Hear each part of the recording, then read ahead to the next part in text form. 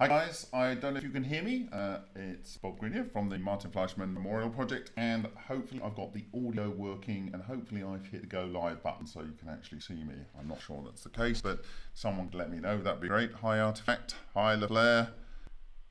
Okay, so whilst I'm doing the sound check, I will ask people to let me know if there's sound, and I'll show you something. In the last presentation related to these matters, I was talking about the different types of imaging technology, rolling shutter, global shutter, so forth, and that I concluded that the most affordable way to get a very controllable piece of equipment was to actually buy the last camera that had 3 CCDs in it that had a global shutter that I actually owned. And I was talking to my friend and person that shares an office with me here, and I was going on and on about how wonderful the camera it was and how terrible shame it was for me to have to get rid of it. He says, "I've got one." I said, "Really?" He said, "Yes, I've got one, and it's here." So there we go. This is a Sony FX1. There is the Pro version of this. But this is, I have to say, a little bit more beaten up than mine. He actually worked for Silvio Berlusconi in his TV channel, actually as a director on Italian soap operas. And I don't know whether he used that for this, but he certainly used this to death, I would say. But I think it all works, and so that's good. And I have acquired, since our last conversation on this, the USB HDMI 60 FPS game capture device to USB, and it is a similar one to the one that I am I'm using to repurpose this old camera that you're seeing me on here. And this is attached to this little device, which has the how should we put it, the YPDPR, the component video. Maybe if I switch to this camera, I can show you a little bit closer. So that's got the, is it going to focus? Why is it not going to focus? Oh dear. Okay. I'll just go back. Yeah, so it's got YPDPR and the right and left audio, and that mixes it together into this HDMI output. And there's a little 5-volt power supply somewhere dangling off here. So I thought I was all good to go. However, I couldn't find my old component lead, and neither could my friend. So we are waiting for one to come from the UK, second-hand one. But let me find out where that is again. Oh dear, I think I've got them. No, it's not there.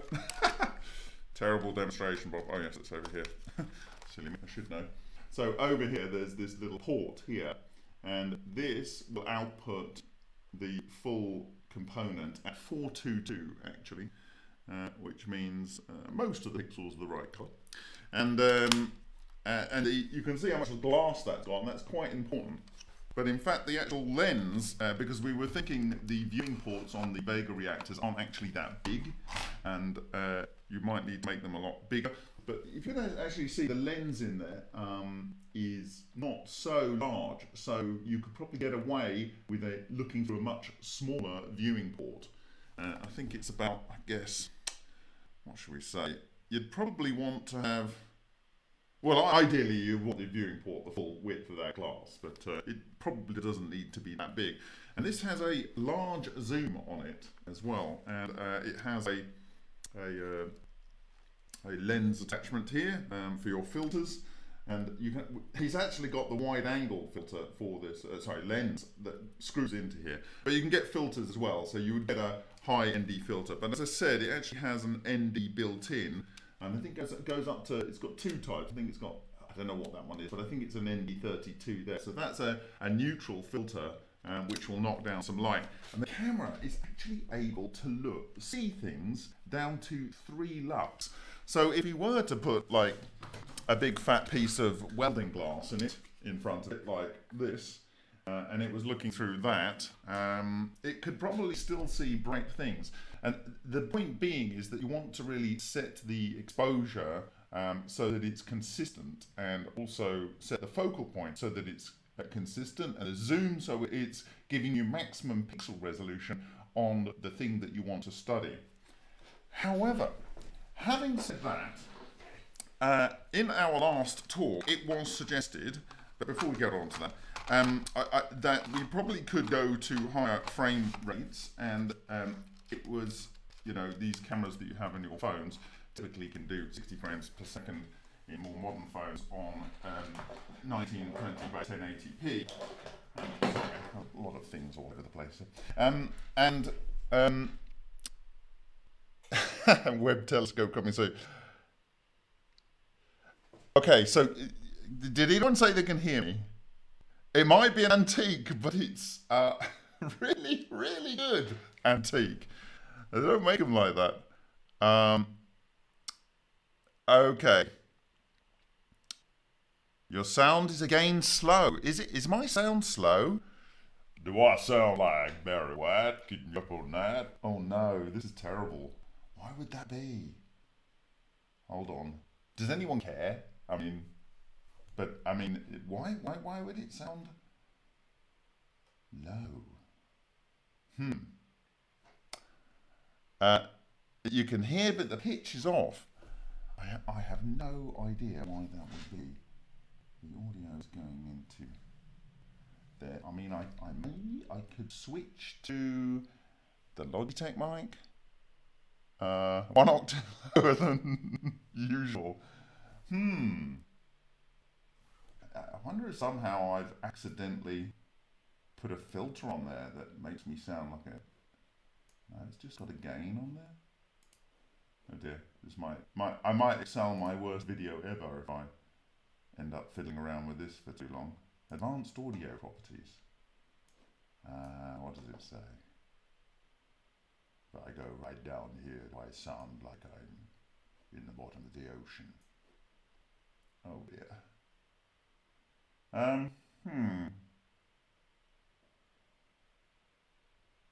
Nope, I don't know why that would be. Maybe I can switch to a different audio source. It will sound a lot different, I guess. Let me try this.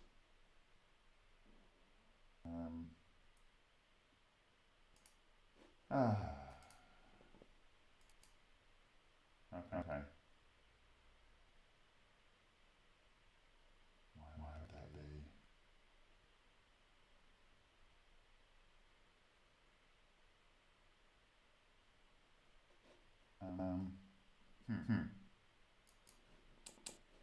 Okay. I'm going to try a different microphone. I don't know whether it's working. It's not a very good microphone on this device. Let me see if you can hear it. Or more importantly, I don't sound like I'm an ocean dweller.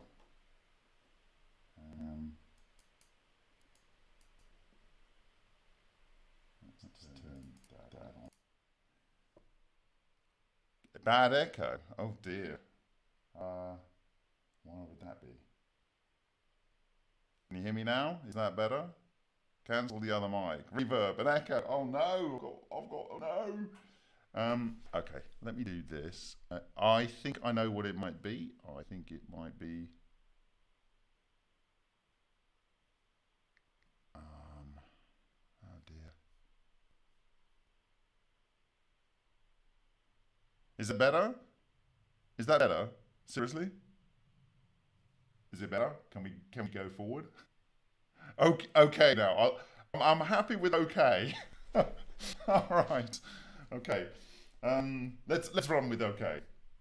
Anyway, so yeah, I was talking about cameras, and that's where I was. Now, I'm very sorry, but I would like to have been probably another day ahead of where I am with preparing this material. So I'm sorry if it isn't the perfect presentation.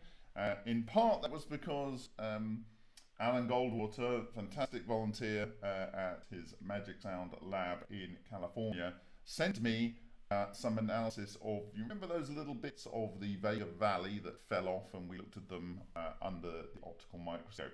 Well, he has received those, and this week he did some SEM of those, and later in the week I will be going through that with you, and maybe discussing some things about that particular structure, which is the overall Vega Valley structure, which is just utterly amazing in the way I believe it's actually being created by this self-organized planar structure. So that kind of got me a little bit diverted yesterday and a lot diverted today, and I was in two minds what to actually present today.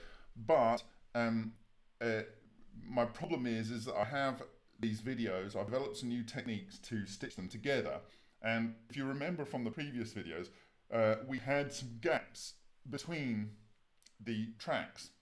So we couldn't be sure that they weren't blinking in and out. We couldn't be sure that it was a rolling shutter issue. We couldn't be sure that the track was the track that was going in a particular direction.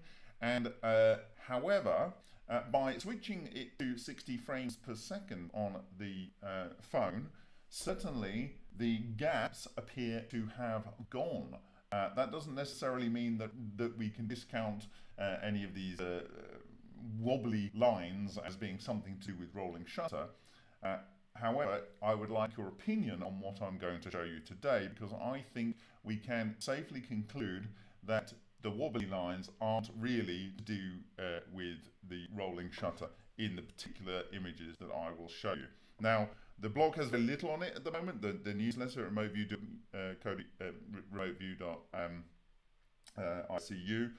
I will be putting a lot of material on there, stuff that I would wanted to have had prepared for today. But I think you will get the general gist of the importance of what has been achieved over the last week and a half, and I shall get to it. Right, so I need to change frames here, and I'm going to bring up some images.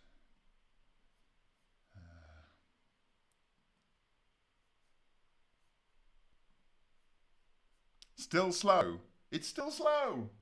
Maybe if I just speak really quickly, that'll solve the problem. Or if I speak at a high pitch, that might solve it. I don't know. Oh, I'm sorry. Okay.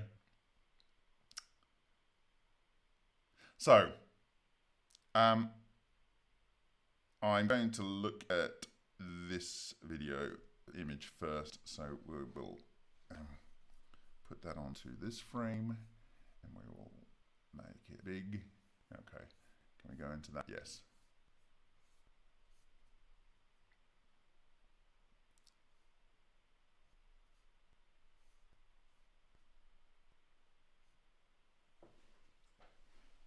Okay, so we will show you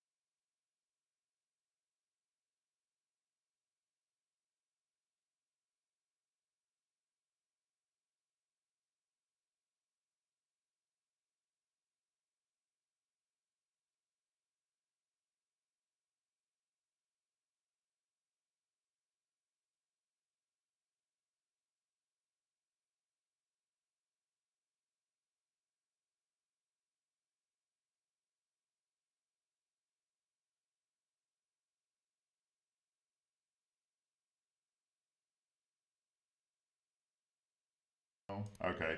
I'm going to go back to the original mic, because even if it's low, you're talking to yourself. Yes, I am sorry. Okay, all right. Oh, dear. Oh, epic failure. What I was saying to myself just now was that in the previous videos, we were not seeing the tracks. Almost half of the tracks. It was like they were blinking in and out. And by going to 60 frames per second, it would appear that we are capturing most of it. And also the problem that I mentioned whilst I was talking to myself again. Can you hear me now?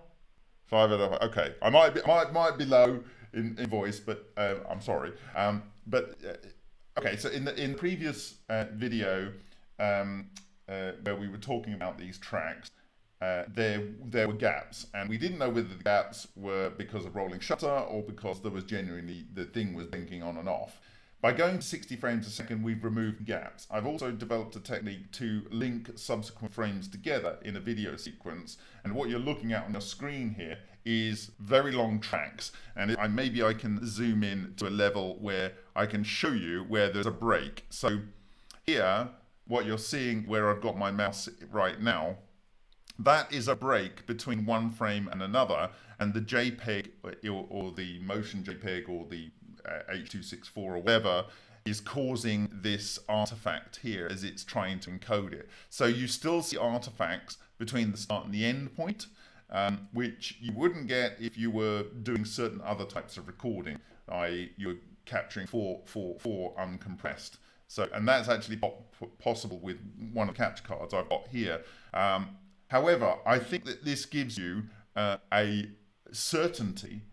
We can say with certainty that the track that's starting from up here near my face from the anode and is going down and going away into the distance. So it appears like the frequency is increasing, but in fact it's going away. It's almost going a little bit across the camera and then down towards the cathode.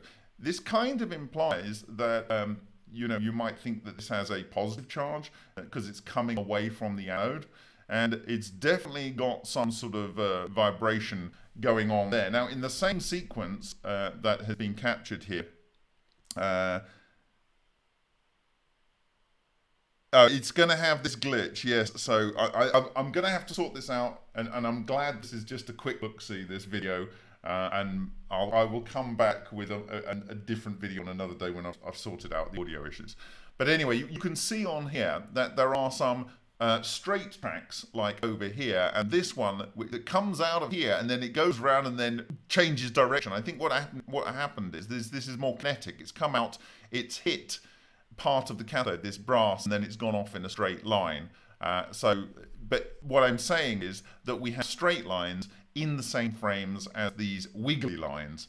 And more interestingly, we have this structure down here, which I have blown up down, not down there, down here. And this is a 14 times expansion of that. And you might consider, if I get rid of my ugly mug over here, get rid of my face, you can see a little bit clearer, because I'm not in the way, that is, I don't know. Would you say that this is a spiral? Would you say that this is a spiral? I don't know. I think it probably is a spiral. It certainly gives the impression it is. Now, is this point here an artifact where it was between frames? I think it probably is. And so I think there's maybe another one up here. This is made of several segments again. So this looks like it's doing something very different here to here, here, and here, but actually I think it's doing the same thing. You're just missing it because of the way that's within a frame. And then down here we've got a blow up of this particular trace here, and this is more of a spiral. And you can see that it's bright here and dark here, bright here and dark here, bright here and dark here. And you can imagine that this is coming towards you and going away from you, coming towards you and going away from you. And that you might then consider, when it's coming towards you, it's kind of like it's pushing the ions in front of it, and it's kind of bunching up, so it's brighter. And then as it's coming away, they're pulling away from you, and so it's getting darker. So this would imply to me that it could still be just going side to side, but the plane of side to side movement is into and out of the camera. So it's not utterly conclusive that it is a spiral. But I would say that probably this one here, other than this artifact where I think two frames are joined together, and the encoding has just created this artifact, certainly this part round here is a spiral. Now, sometimes you see something is going fairly straight, like over here on this part here, we've got it kind of straight, and then it goes into a spiral. It kind of like changes mode. And the interesting thing is we see these kind of things with strange radiation. Over here, you've got something that's absolutely bonkers. It's going in all kinds of directions. Now, this is not the first time that this kind of behavior has been seen. This kind of behavior has actually been seen and recorded and discussed by Ken Shoulders, and it was in his book EV: A Tale of Discovery in 1980. Well, the images are from 1983, and I may go and show you those. The other thing that I think is of interest here is what is going on the anode. Now, this isn't obvious if you look at an individual frame, but the same technique that I used to join all these frames together to create these long tracks, that has caused this to be highlighted. And what you have are these bright bloom areas and then these tracks. And do you know what this reminds me of? You know what this reminds me of? It reminds me of the Vega Valley. It reminds me of this. So, is this the kind of thing that's going on, but on a much more macro level, that produced the Vega Valley? You actually have these self-organized, I believe, well, they're like, but they kind of attract and repel. But you've definitely got these brighter areas here, and then these tracks, and then these completely dead areas where nothing is going on. This definitely, to me, looks like, in my view, a magnetic fluid. And I think when you see the Vega Valley material up close, and I'll go through my discussion with it, I think we can safely conclude that that's actually what it is. And what we have seen, for instance, in the last video, is we saw maybe my audio is going to go funky again. Let me know if my audio goes funky again. Dear. My audio goes funky again when I switch cameras. I'm very sorry. If you remember, there was a plasmoid, a big ball of lightning, this self-organized structure. And out of it, we had what I said and feel is a kink instability. And this would imply to me that it's starting from a magnetic pole and going down to a magnetic pole. And you've got your magnetic flux going from point A to point B, which means on the outside of the plasmoid, it's not just a simple structure. It actually has a mesh-like nature, and I will go into that in much greater detail. And I believe that explains what you are seeing on the Vega Valley, and what I think you are seeing here on this anode. Now, bear in mind, it is the cathode that was the Vega Valley by Henk, and this is in Dave's experiment. Okay, I've got two mics on, so let me just kill that, and let's kill that. Does that sound better? Okay. All right. Okay, I'm going to... Just bear with me. Look at the pictures. Okay. So I have another image, so I'll just go to my mugshot, and I will find that one for you, because I think you'll rather like it. Okay. So okay. Sounds good again. I think what we're listening to me on now is I think we're listening to. Is this voice both in sync and in what should we say, the right pitch? No. Okay. All right. Okay, is this the low pitch?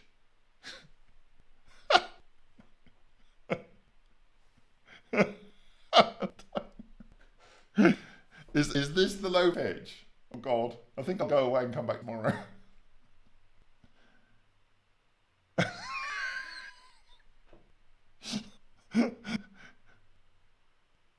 Yeah, okay, maybe the echo's gone. Okay. Do I sound like Barry White now? Is it just good because there's no echo, or do I sound like Barry White? It's high pitch now. Higher pitch now. Okay. All right. Okay. I'm going to stick with this. And I think probably it should have an okay audio on this one as well. So, all right. So I'm going to find you the image now. Okay. I don't have an audio monitor here. Oh dear. All right. Okay. Let me show you this one. It's a little low. It's fine.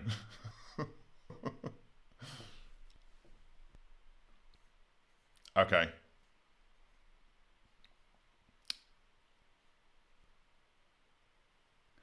So the next frame that I'm going to show you is absolutely stunning.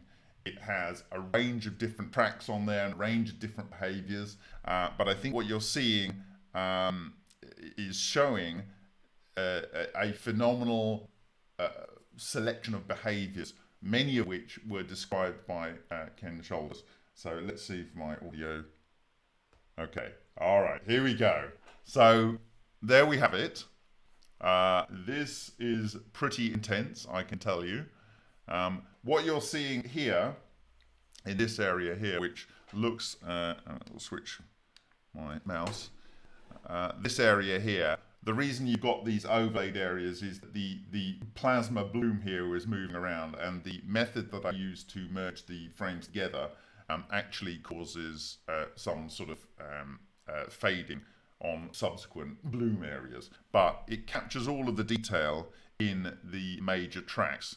Now, first off, we've got tracks that go in random kind of directions. So we've got a track that comes up from the bottom here, comes around, takes a hard turn, and comes round over here. We've got one here that seems to go round and bends round this other track. Is it doing that? I don't know. This is where you need to see the frame by frame video, and maybe we can get to that. Maybe we can't because of curfew, but or because of my voice. But this looks like it's coming around this one as it's going through, and it's kind of dinking round and then is going to in a different angle, and maybe that would account for some of these extreme movements that you see these particles do. But I think my two favourite tracks well, there's one down here which I rather like. It's kind of going straight, and then it just gets to this point and then goes into a squiggle. This one, which comes out of this bloom here, changes direction. And again, it might be changing direction because of other tracks. And so there we go. This one for me, it starts off from the bloom, comes down here, but it definitely starts to go into a spiral here. But here is, for me, the two beauties. It's this large one here, this one here, and this one. I'll go to the large one, and if and when I can show you a video of this, you will see that there's this large bloom down on the bottom right.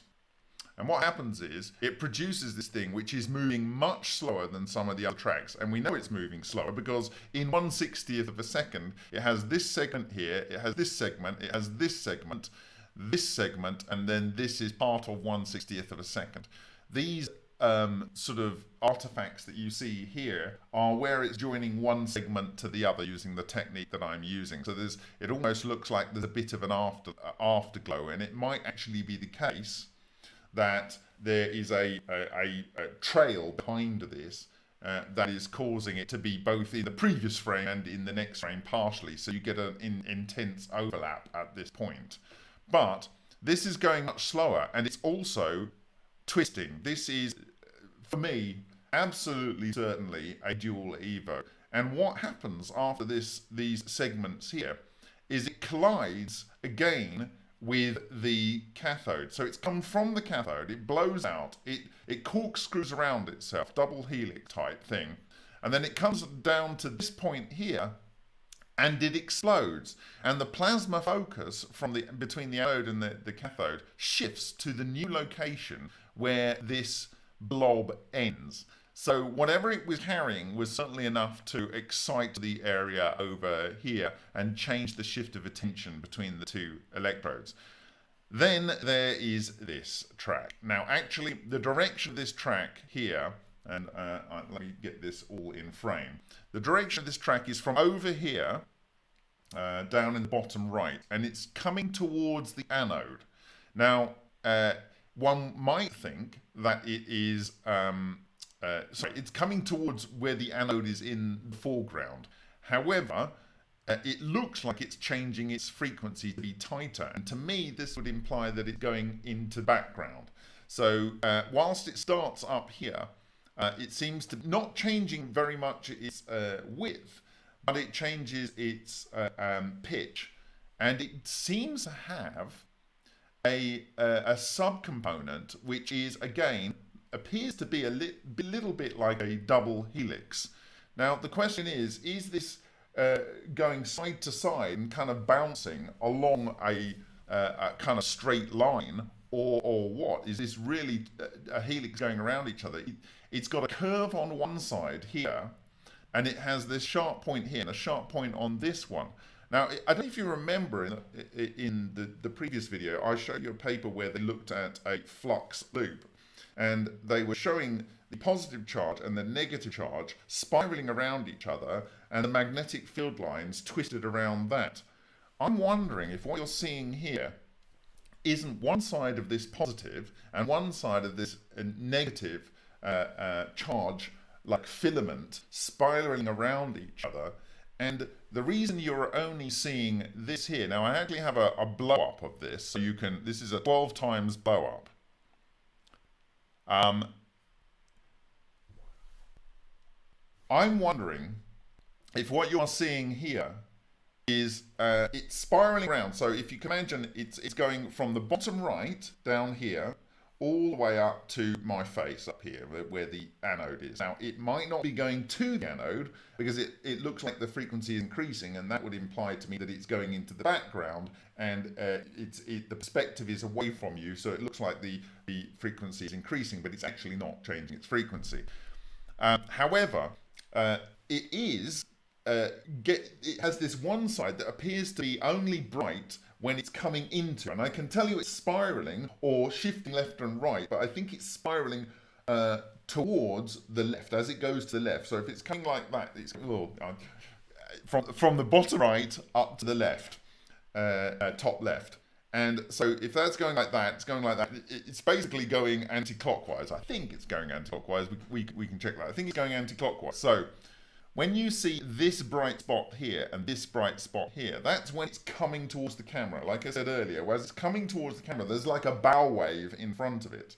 Now, if you are in a plasma with a lot of free electrons and ions, you can imagine that if you had a positive charged filament on one side and a negative charged filament on the other, that the negative would attract the positive ions, and the positive would attract the electrons, as it were, or negative ions, if that's a prevalent thing in there. And so what I think you're seeing is one of these is constantly attracting light mass things. So possibly the line is the positive. The actual one that you can see all the way through here is the positive. And that is attracting electrons. They're much lighter, and there's plenty of them in the plasma there, and they're going towards it. And there's maybe some condensation on, I don't know, but that is causing the glow as that condenses down and it's releasing photons. The other one is the negative. And as what's happening is as it comes towards the camera, it's pushing a bow wave of electrons in front of it from Coulombic repulsion.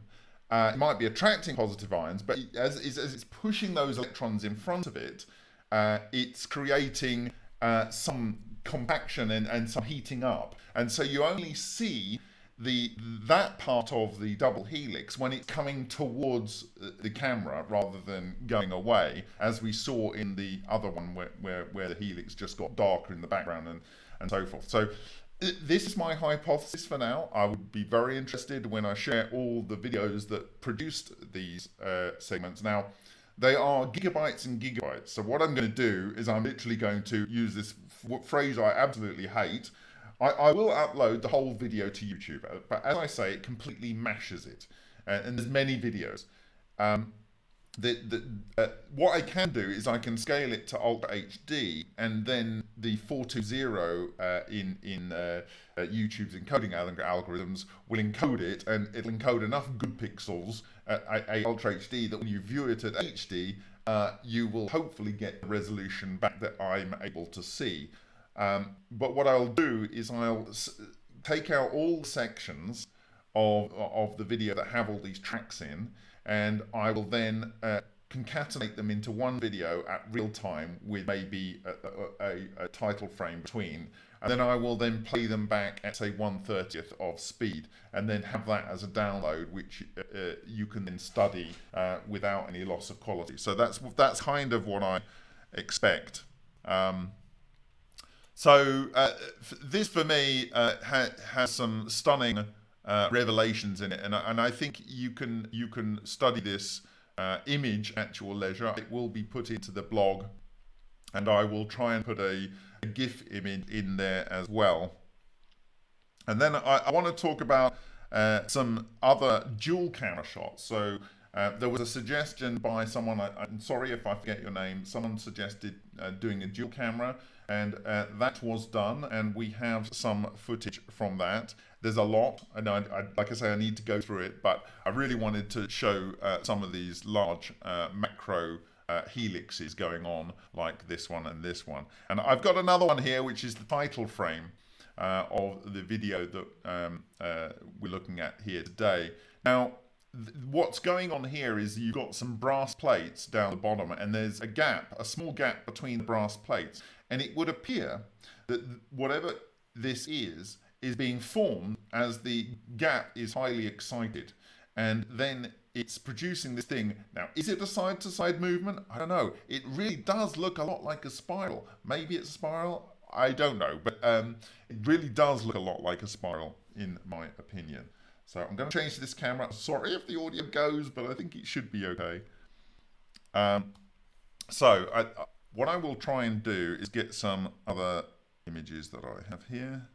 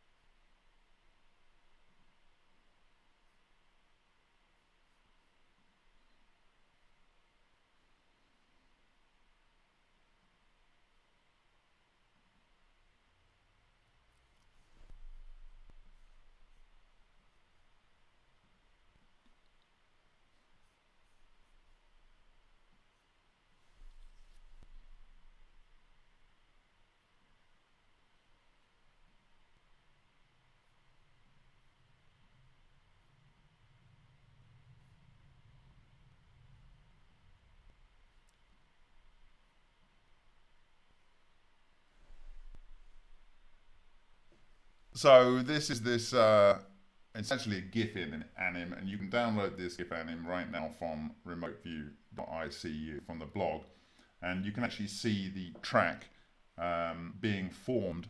And this is with each frame taking half a second, so 60 frames a second. So this is divided by 30, and it definitely comes from that center point. I'm going to choose another image now. And I'm going to step through it.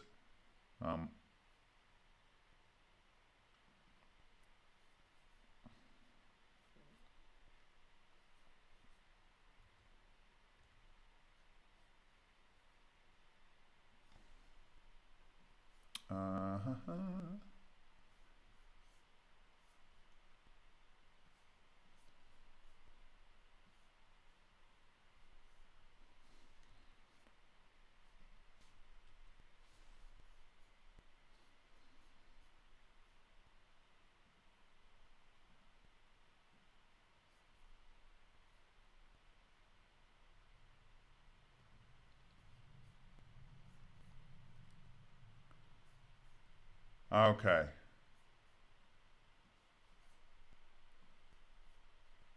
In theory, I can show you this. Okay, all right. So that one. Okay, so this is a 2-camera shot, and I will probably lose my mugshot because that's just going to get in the way. It's a 2-camera shot, and if I do that, I still get the audio. I don't know. Anyway, it's a 2-camera shot, and it's not ideal.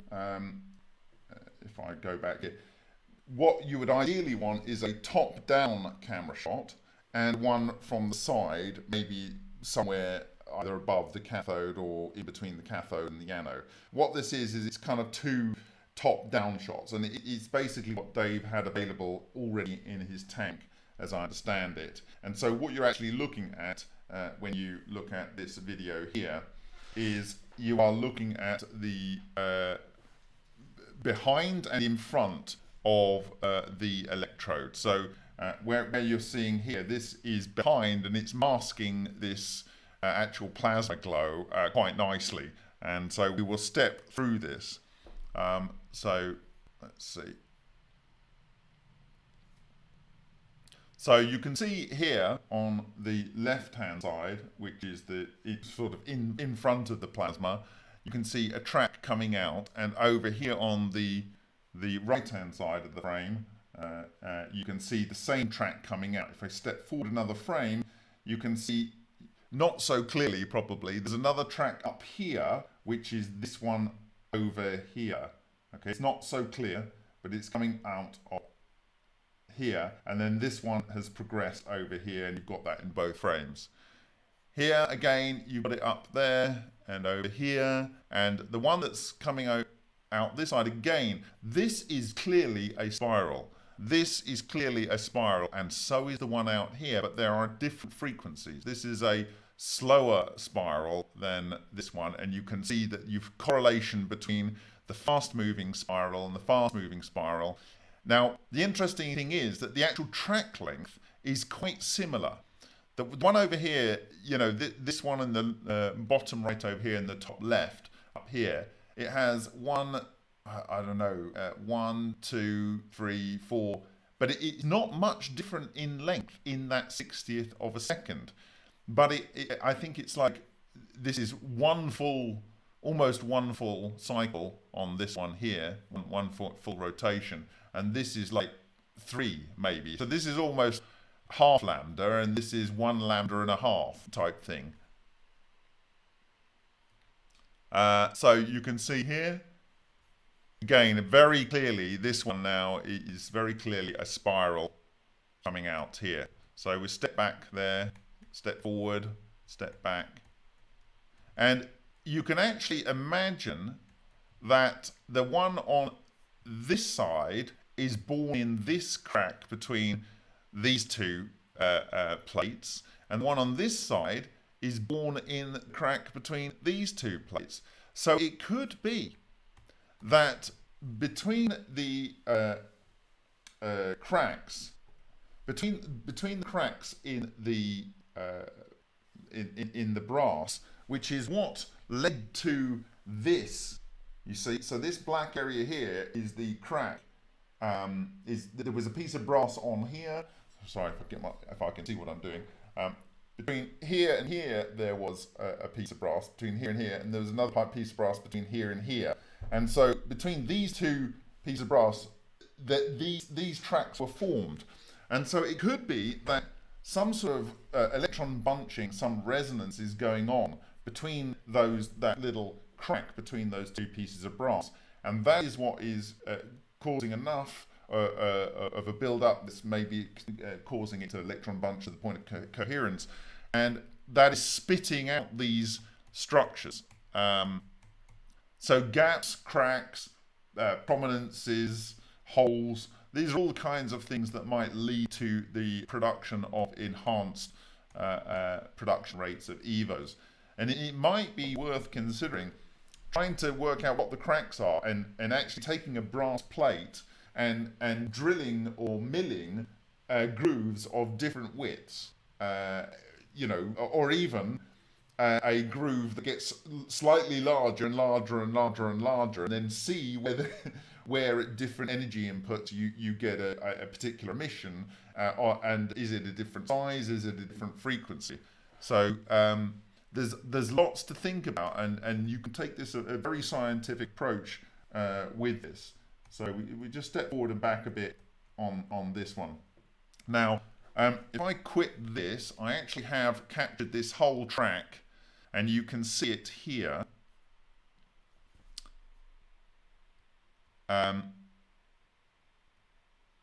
Okay, and if I go here, so you can see it here. I can actually zoom into this, hopefully, and show you. And you can really see that that is a spiral going on there. And again, with this, you can see here, and you've actually seen the animation now, so you know what I'm talking about. This is the end of the first part of the track. This is the beginning of the next part of the track. And what this implies, actually, is that there's no real trail behind this. This gap here, and this is an artifact caused by the JPEG compression. And again, you will have one a little bit further up, and after a while you can get to recognize where they are. There's one up here, there's an artifact here. So you've got an artifact here, and you've got an artifact up here. And similarly, over on the other side, there will be an artifact. So you've got an artifact here, where it seems to be breaking and so on. But clearly, this is a much lower frequency spin on the right-hand side. And that's corroborated by the other camera, where you can see over here, this is the fast spin track. This is the fast spin track over here. And coming into camera, and you can see again where there is an artifact on the break point here. And then the slow spin track on the other camera is up here. And I've actually blown up a couple of these tracks so you can see and get a better idea what is going on. So this is one of them. So that's a little bit of a blown up section there, and this is the other one there. And that needs to have a different background to show properly. So that is a different one. Now, I want you to consider something. And I'm gonna prepare this, and I'll see if you can still hear me. Yes, global CCD will be great, and also to have that into a capture device that's doing 444 and is just laying down 444 frames uncompressed. And then we won't have any glitches. You won't have any question about rolling shutter causing any wobbling, although I think it's conclusive enough from these frames that where you've actually got in the same frame straight lines and wobbly lines and in the same kind of domain area. So some of them are behaving differently. There is a different behavior, and some of them are dual EVOs and some of them are single EVOs which are still spinning. Okay, so let me see if I can pull this up.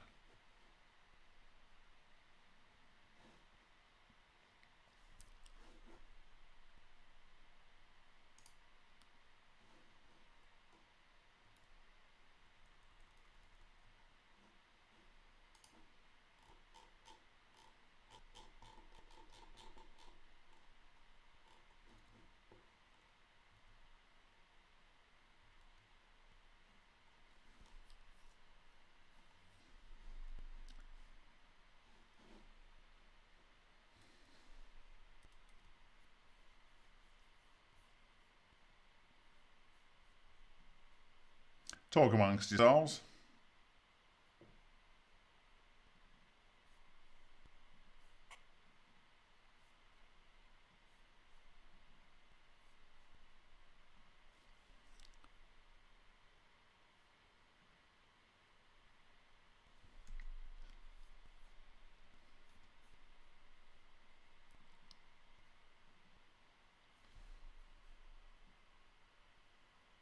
Okay.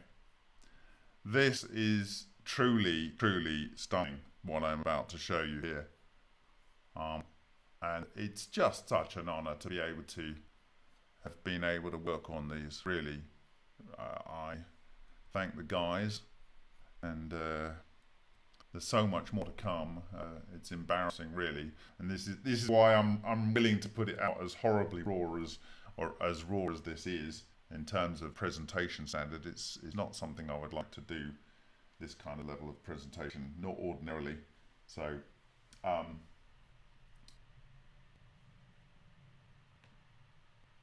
Okay, see if you're in the room.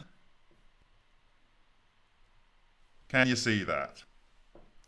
Right, so again, this is a dual shot, and I don't know if you can work out in your head what's going on, but down here there is a coil of metal, and that same coil of metal is over here. So it's almost just the camera's shifted and rotated. So, but anyway, they are different cameras, trust me. And you'll see something quite breathtaking in a minute. And so I will step forward on this, hopefully. So we've got a bloom over here. Now, what I asked David to do was to use an old film technique, which is the manual equivalent of the clapperboard. So you have a clapperboard and you use that film. And what am I talking about with clapperboard? Let me see if I can find what I'm talking about.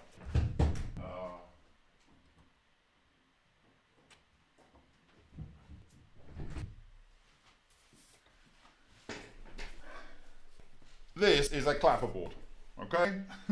And what you do is you go like that, and then what happens is that the camera, whether that be an old cinema camera or you know, a wet film camera, and all of the audio, you actually see the clapper hit together, and then you have the sound recorded on all of the sound recording devices. So all of your cameras see that, and all of the sound devices hear that. Now, obviously, David didn't have a clapperboard lying around like for some reason I have, and so I asked him to clap.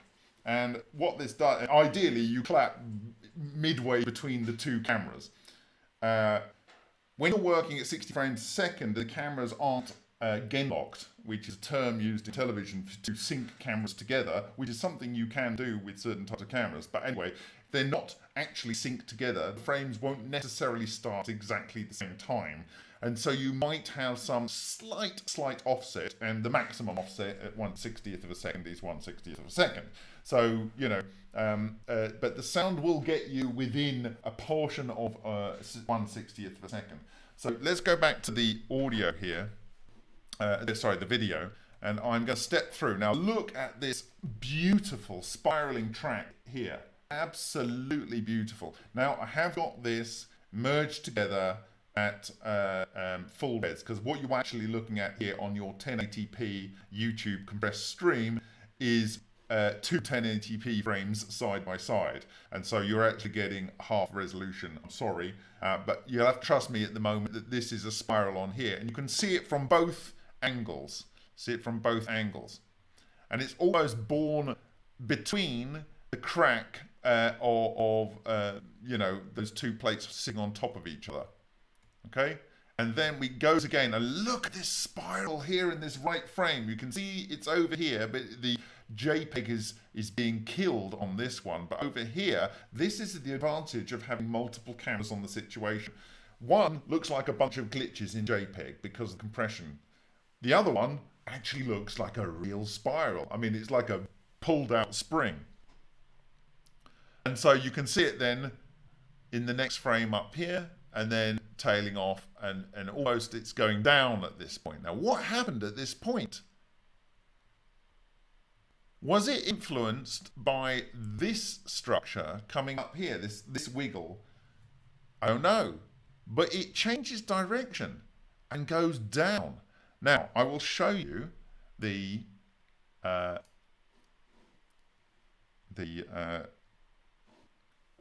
image of this as a composite shot. So, what you can see up here is the left-hand frame, and now you can see, I'll get rid of my ugly mug so that you can see it clearly. Okay, again, this is clearly in my view, this actually may be a dual spiral with one side brighter than the other, like we've seen before, and they are spiraling around each other. And the reason it kind of goes, how should we put this, fatter and thinner and fatter and thinner, if you can imagine you've got two Evo blobs, and as they're traveling up here, they're spinning around. It goes thin when they are like in alignment relative to the camera. And then as it goes out like that, as it's traveling up, it then gets fatter, okay? But it looks like one side is less bright than the other, and this is something that we have apparently seen before. And you can see up here that the JPEG part of the compression on the camera, given with the intensity of the bloom here, means that the psycho-visual process of encoding has caused that to just block out. But if we go to the other camera, we can see the left one is less beautifully resolved, but this one is much, much better resolved. And as you can see, it goes up, spirals, and then it just hits here. And when you actually see this on the video, it spends a bit of time doing something at this point. It's like it's not exactly sure where to go, and then it comes down here, and it almost seems like it's changed frequency down here. Now, I have got a blow up of these, so let me see if I can look at the blow up there. So this goes to show the importance, the extreme importance of having multiple cameras on the shot. Really, really important here. So it is a blow up of the left-hand shot. And again, what you are seeing at this point here is an artifact, because this is the first trace. This is the second trace, and I think the third trace might be off shot, but this is the join between two frames. And so it's kind of messed it up. This is not what happened in reality. This is an artifact. Okay? And then we have the other one here. And so you can see spiraling up, spiraling up. It does something up here. It goes all kinky, twisty, and so on. Gets its knickers in a twist, as we might say in the UK. And then is it changing its spin, or is it just changing its direction? It's definitely changing its direction at this point.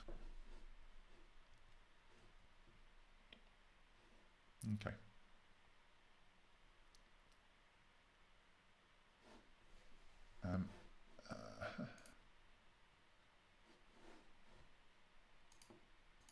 So, to summarize, yes, more cameras is better, and thinking about the location of those cameras can make a big difference.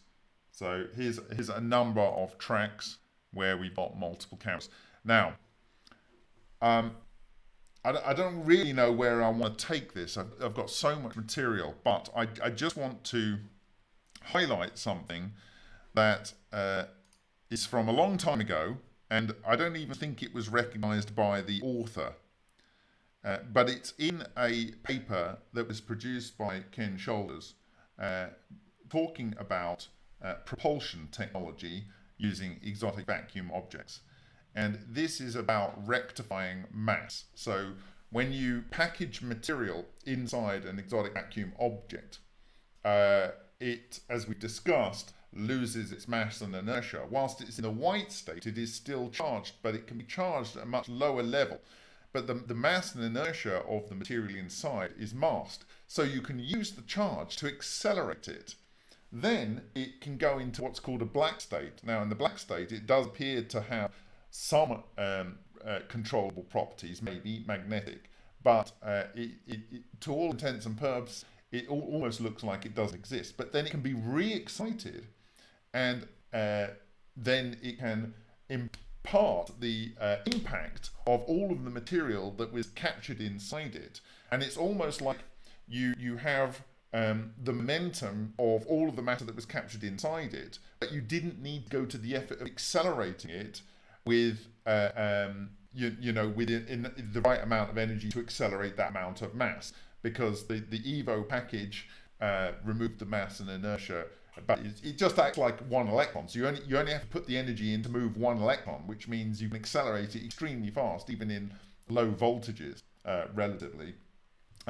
But the amount of momentum that's captured when the EVO package kind of like goes back into white mode and hits something, or gets excited when it goes and touches, for instance, a metal and gets excited by the electrons on the metal surface and impacts it. So this is what he was describing, and I have the paper, but I want to go back to the image that is the image of the this particular presentation cover slide first. So let me just get that for you.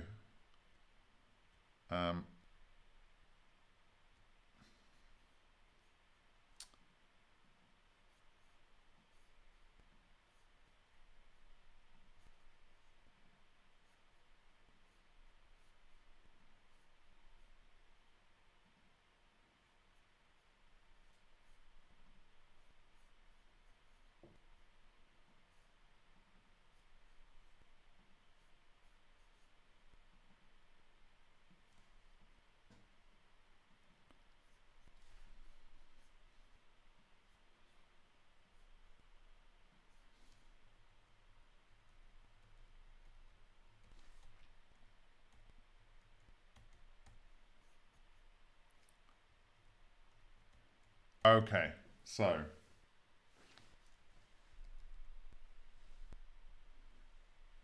this is the video that I'm talking about. That is the video clip that I produced the title frame from. Now, it's important that you see here that we have a normal kind of kinetic looking particle. And it comes from actually a similar sort of area on this bright intense spot when you see the whole video. And like I say, I will section these out and then group them together and have them in slow-mo so that you can actually review them at your leisure. But you see, that's more of a kinetic thing. But this other one, this spiral here, is produced and goes up. Now, there's a couple interesting things that happen here. As it goes, what you don't realize is the exposure on the camera is dialed way, way, way down. It's a very short, it's 1/60th of a second, but the iris has changed such that it's letting in very little light. And this allows us to see the detail inside the plasma. So if you expose this at a higher exposure level, then you would actually see this whole area would just be one big bright glow. But because of what the camera's doing is it's trying to see detail, and it's doing its best to minimize the amount of light getting in, but still keep the shutter at 1/60th of a second. You are able to see this coming out here. Now, why I'm saying that is that this structure is moving through this, relatively speaking, densely excited plasma area. So it's born in this crack where the overexcited area is, and that leads to its production. And then it comes out, and as it goes, you see this boundary up here. As it goes through this boundary, it starts to fade, and then it's pretty much, even you can imagine that it should be at least this long because it's coming towards the camera. Down here, it looks like it's at a higher frequency. I don't believe it's at a higher frequency. It's just in the distance, it's perspective. And it comes up and it looks like it's the picture changing, but it's not. It's just, it's like it's moving at a consistent velocity and that the picture's the same. But in this next frame, you'll see you're only seeing half of it. And I believe that that is because it's coming out of this dense plasma area. But the structure is still there. The structure is still there. Now, When Shoulders said you have one of these structures and it hits a piece of metal, it gets excited. You've got the electrons all over this, say, piece of aluminium, the fourth most conductive element, and it's a low melting point, which means the electrons are quite able to give themselves over to falling apart from not holding the lattice together very well. So it's getting excited as it goes into that metal. I'm saying that this may be actually a fairly neutral body even at its birth, and that it's basically being excited by the plasma in that sort of field glow area between the cathode and the anode, where you've got the bright spot on the anode up here and the bright spot on the cathode down here. And that as it passes through that area of dense excitement, it then basically loses its glow. If it was glowing itself, all by itself, without interacting with the plasma, I would imagine that it's getting closer to the camera, and it would be more intense as it goes up in terms of contrast between it and the background. So I think is it like it's a solid thing and it's reflecting the light? I mean, Shoulders did talk about solid densities of electrons. Is it so solid that it's all, or whatever it is, that it's literally like a metal spring being flung out here, and the light coming from up here is reflecting off it, and the light coming from down here is reflecting off it, and as it goes out, it doesn't have any light to reflect, it goes off. But is this actually a neutral body? Is it a neutral body that we're actually seeing? And the interesting thing is, if it is highly charged, why wouldn't it be going, and it's coming from the cathode, why wouldn't it be going straight for the anode? It's not going, this is the anode, the whole chamber is a cathode, right? So why is it coming from the cathode and completely doesn't care about the anode whatsoever? Something is going on here, and I think it's extremely interesting, this little video here. But I want you to consider the shape here, and I'll go back to my ugly mug and I'll try and get the overall shape image up first.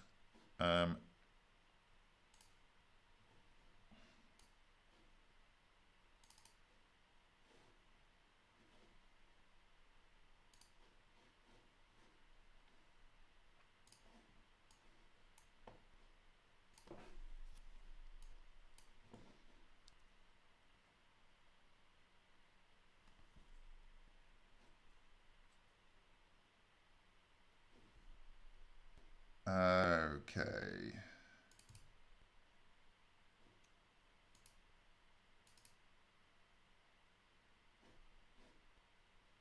Okay, we got it here.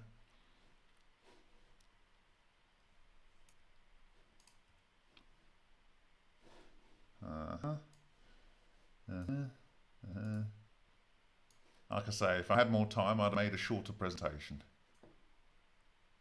Okay. But I think it's I want you to get your creative juices flowing thinking on this.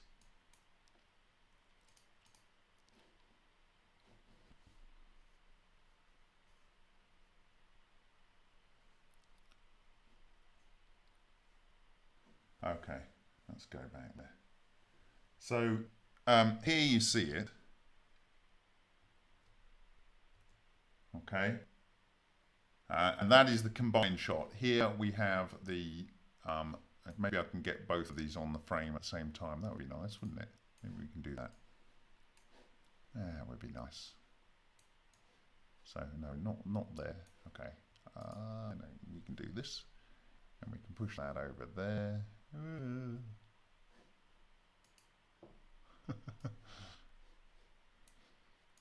Okay, right. So maybe if I put that over there, we can do it like, no, we can't. Okay, right. You can see the whole frame on the left.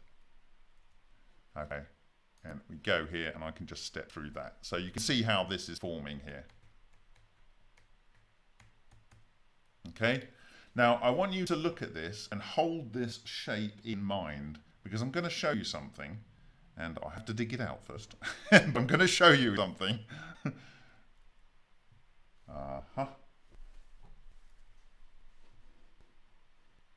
So, vote for the most disjointed presentation Bob's ever done with special Barry White audio.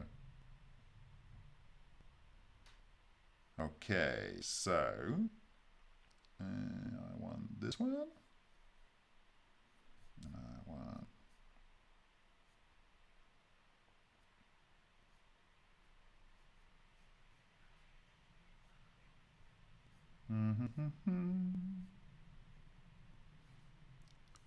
okay.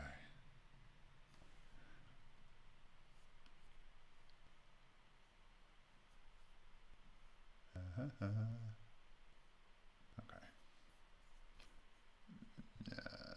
View actual size. Okay. So this is a presentation by Ken Shoulders, and yes, it's not a sinus problem, David. This is a presentation by Ken Shoulders, and it is called Evo Propulsion Basis. And he's looking at this aluminium sheet that he has here, and you have these incoming Evo strikes, and they go boom. And you can see some of these that might look a little bit spirally, but let's not focus on that. And some of them have what he calls reversed Evo regions, and this is where the Evo doesn't quite make it through the aluminium foil, and it blows out the backside the same way it came in. But it blows out the backside the same way it came in, with all of the matter that it's captured from aluminium that it's passed through. In the case over here, you've got material that is being thrown out the back here, okay? And what he is suggesting is that you are able to accelerate these things as if they're a single electron, and they are able to capture material as if they're not really there, and you have a mass rectification process going on, and this enables propulsion both forwards and backwards. And he's also got these what look a bit like our spiraling streaks coming through as well in different and a different one here. But here is this image, and what he's showing you here is ones where you have a hole. This is where it is punching straight through, and this is what he calls forward propulsion. And that is these ones here with the jet coming out. And the ones where you've just got the dimple here, these ones over here and here, these are what he calls the reverse propulsion here, where it is capturing some material but not making it all the way through the aluminium and then throwing the mass back in the opposite direction. Now, it's the next frame that I'm most interested in.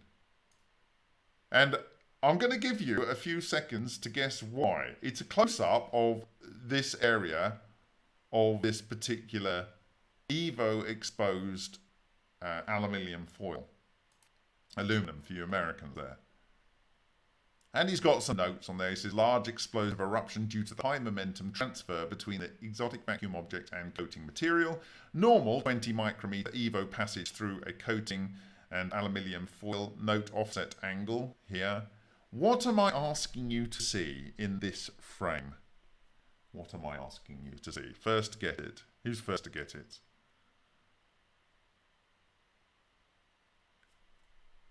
Ta-da! Well done, David! You get the prize! And Ken Shoulders never mentioned it. He never mentioned it. Now, the very interesting thing here is that under the scanning electron microscope, you can see this white edge around where the Evo punched through. Over here, you see this Evo punched through and the white edge. And this is something that seems to be quite telltale. Now, what has David just pointed out? He's just pointed out what I'm going to show you here, and I've blown it up, is this. This. And what did I ask you to hold in mind?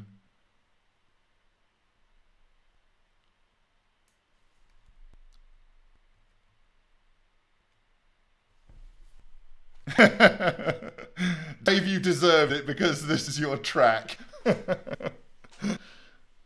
So, have we, in this particular presentation, I have shown you tracks that change direction completely. We observe this in strange radiation tracks. I've also shown you tracks that look like an M. They've got a curved part with a bottom and a curved part and a bottom, and then they have a spot in between. A spot in between. I will also show you in another presentation, because we're past curfew here now, ones where you have rings, and the rings are moving around in random directions. But anyway, what you are seeing on the screen right now is, for me, an almost one-for-one, where you have a video of the motion. And as I've described it, what you're looking at here is something that could be neutral. But if it got through and for whatever reason happened to travel along the aluminium in this one, it's actually got excited by the electrons in there. And what am I saying? I'm saying that an EVO can be in a white mode and a black mode. In a black mode, it can go through materials. So, for instance, EVOs are known to go through glass, for instance. It can go through glass but leave a hole, and sometimes it can go through glass and just leave a round ring taken out. Okay? So, is that because it got stuck in place and got excited and then just popped out? And there's a Russian researcher that actually simulated that and actually has the piece with the round bit cut out. Okay, so if it's in its unexcited mode, which I believe quite possibly that this is a neutral EVO, but it's so dense that it's kind of either capturing light or reflecting light, or there is some interaction between either the photons or the plasma, the ions or the electrons in this matter here, but it isn't attracted to the anode and it's coming from the cathode. It implies to me that this is neutral. If it is neutral, then it can come out of the reactor, and it can come out of the reactor and subsequently be excited for whatever reason. Just as the situation was right for it, it'd gone through enough material so it got into a state where it was going to be excited, it would move on. So we've seen things with going in different directions, things that have straight lines and then go into squiggly lines. We have double squiggly lines, single squiggly lines, and you can see that if this spiral here was 50% of the way through a material, it would create little spots 50% apart, you know, on either side of it, as it's corkscrewed through a sheet of material. Or if it was a double helix, you would get, again, a different one. Now, there are these things that are folded in on themselves as a torus, and they produce a different track. And then there are those that then are clustered into much larger structures that then can roll about, as Bogdanovich has showed and as was observed from a plasma glow spark plug that we put on the Steamer channel in 2017. So, yeah, is it creating its own motion? Have we got two structures that are moving around their combined center of mass? Is it have its own forward intense magnetic moment, and it's kind of like following its own magnetic beam? Is it just a single thing and is it just going from side to side? Now, I am going to call it a day, but I'm going to show you other paired videos where you can see in one video that it just looks like it's a straight line. In fact, I'll see if I can find it now. But in one of the paired videos, you can see it's a straight line. In another video, you can see it's a squiggle. So sometimes it literally is moving from side to side, okay? Sometimes it's clearly going in a spiral, as I believe that I've fully demonstrated today. And I have hopefully also shown you that they can interact with each other and cause the changing direction. And if we didn't show that with the large piece of tungsten that had a 50% of the way round on the coil on the anode in Dave's experiment, you had another plasmoid build up, another ball lightning coherent matter structure, and it cut the tungsten. And as it fell away, if you remember, it aligned the magnetic poles, in my understanding. It's so powerful, but I think it's very, very focused. It's very, very focused. The beam that comes out of these structures, it's like an intense magnetic beam. It's not a normal kind of magnet structure in terms of that kind of thing.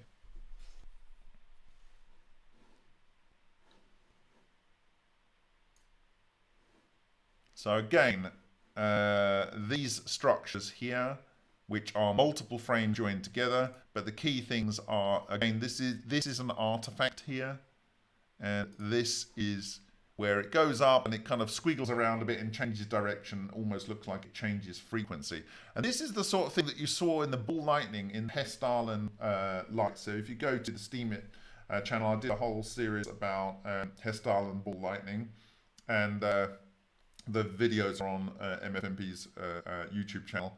And you can see when the ball lightning hit the top of a tree, it then went into a spiral, and then it hit another tree and went into a broader spiral. So they can get disrupted, and all the time they're moving in the same medium. They basically don't care about anything.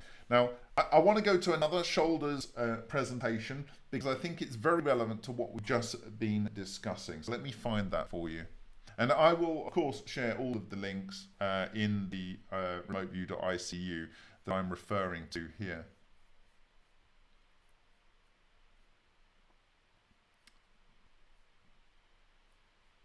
Okay, I'll just finish off on this particular presentation. So he's saying that these are the splatters. So this would be the forward motion, and these are the no splatter. This would be the reverse motion. And he describes it here. The sequence of EVO propulsion events. Forward motion. An EVO is launched from the electrode of a pulsed high voltage source. The EVO travels through atmospheric pressure air and strikes the surface of a cured mixture of silicon carbide and epoxy cement spread on an aluminium foil. The EVO bores through the mixture layer as well as the aluminium foil, producing a clean 20 micrometer diameter borehole on the way in. Some holes are bored just short of the aluminium foil, and others bore completely through with excessive energy, largely due to the variation in silicon carbide layer thickness. Excessive energy holes expel fluidized silicon carbide at a high velocity in the forward direction.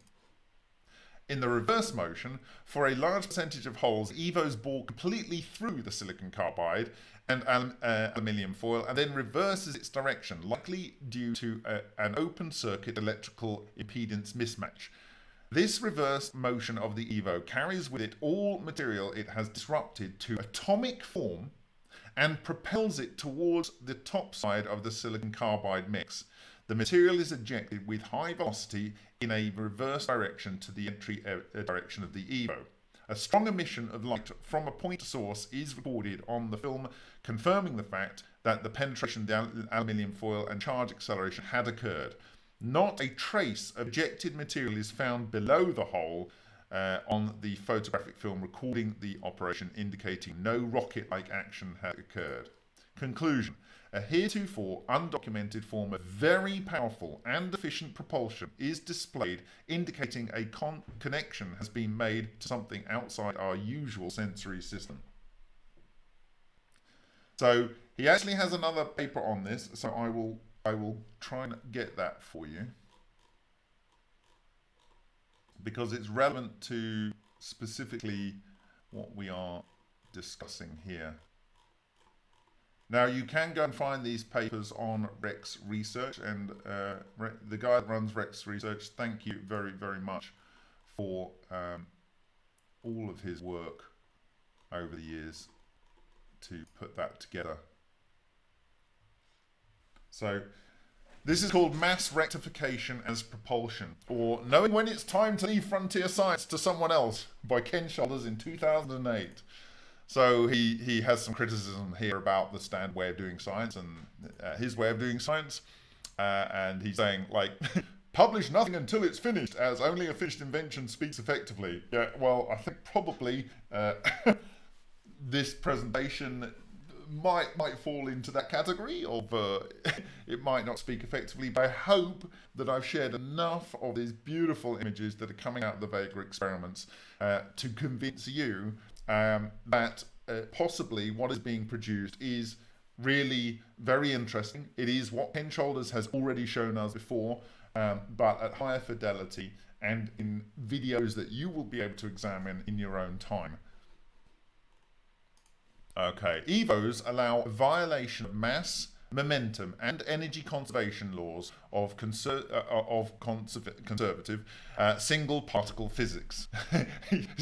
I like the way he plays that. He says energy conservation laws of conservation, but he actually says energy conservation laws of conservative single particle physics. New multi-particle EVO physics laws readily allow such conservation violations. So he again draws on this image here, early indications of inertial propulsion possibilities. And so this is from Charge Clusters in Action, and I've already explained this in the previous video. View of EVOs carrying massive loads of atoms is partial testimony to mass reduction mode. The assumed limitations are no ion loss going into sample, but much coming out both ways gives EVO carrying limit. Long path length going in is to give clearance for reverse ejection and is not fundamental. So yeah, so he's saying that you don't need to have a path this long, but he's got it this long so that there's a significant clearance between the reverse injection. Now, this is a negative of some images that he shared, he captured rather, in September 1983. September 1983. And he has a whole sequence of these, switching over EVO between white and black state and internal EVO energy. I don't know whether he has it in this one. Field-induced black to white transition. Okay, it wasn't this one, but okay. So you could do mass rectification. Let me find. There's another video, another presentation that he does, which demonstrates this neutral aspect that I was talking about earlier. So let me find that.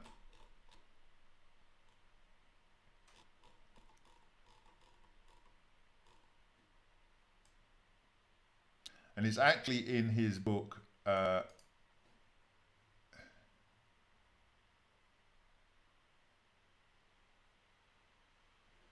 EVO Tale of Discovery. He refers to it several times, and I don't blame him, because it is really an astounding observation, and it is a real shame that, or actually quite exciting, actually, that it's taken volunteers working with a volunteer organisation funded by the crowd to actually replicate Ken Shoulders' work to this level. I mean, it might have been done in other labs that have actual funding of very significant nature, but in terms of the public space, it's taken volunteers'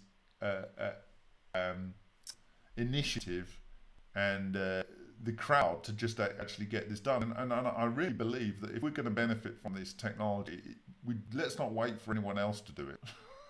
Let's not wait for some announcement of something that they discovered in the 1950s and 60s. Thank you. Let's just get on with it. We can do it. Okay. Let me see if I can find this. Yeah. Yeah. Okay.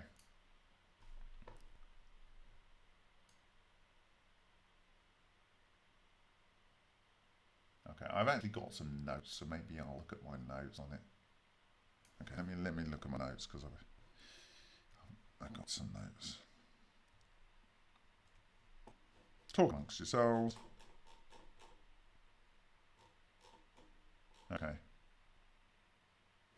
Maybe I can find it like that.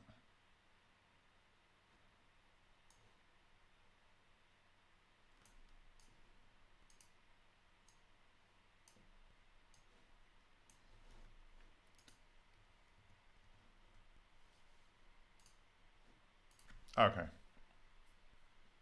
Right, here we go. This will do.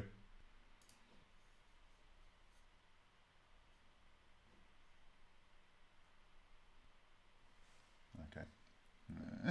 Okay. Are you still interested? Right. In order to develop some reality about the appearance of white and black EVs, this is what he was calling it in EVs, A Tale of Discovery. He then later called them exotic vacuum objects. Refer to figure 5 and 6, which I've got in shot here, with each showing a single run of an exotic vacuum object towards a target at the top of the photo.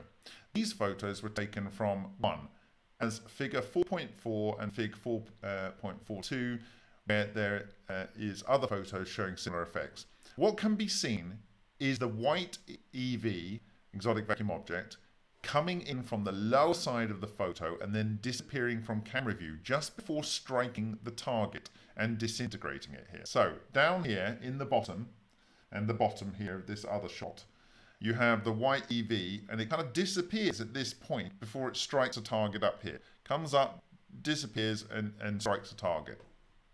Okay?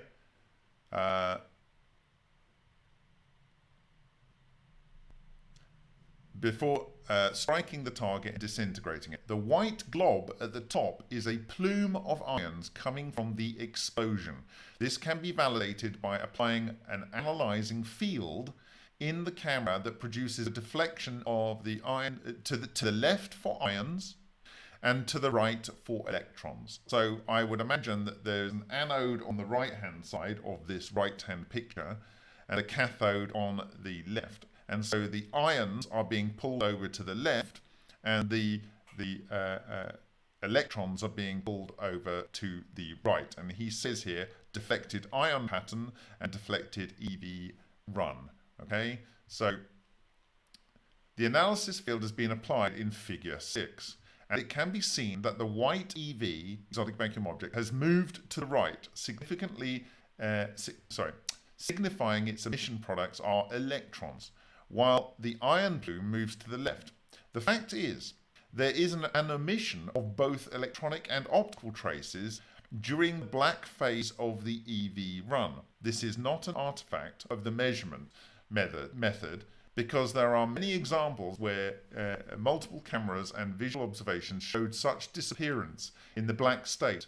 There is no ability to ionize gas or to excite fluorescence from nearby dielectric materials where there is with a white EV. So he's suggesting that you actually have the plume up here and the electrons going over here, but the path of the EV is essentially going in the same direction. This is some of his sort of approach to confirming the neutral nature that EVs can have. As an aside, the question of fractional electronic charges becomes moot under the conditions discussed here. Although there are too many electrons in the process to determine a single electron level for a quantum check, it appears that there are many states of charge expression as the transition from white to black is made. Some of these could be like fractional charges in appearance. There are no obvious consequences of this effect. Under the conditions, that's basically this particular paper I'll link in, and I'll do some further discussion on it because I think it relates back to what we have been discussing in these videos and so forth. So where are we? This one, not that one, this one.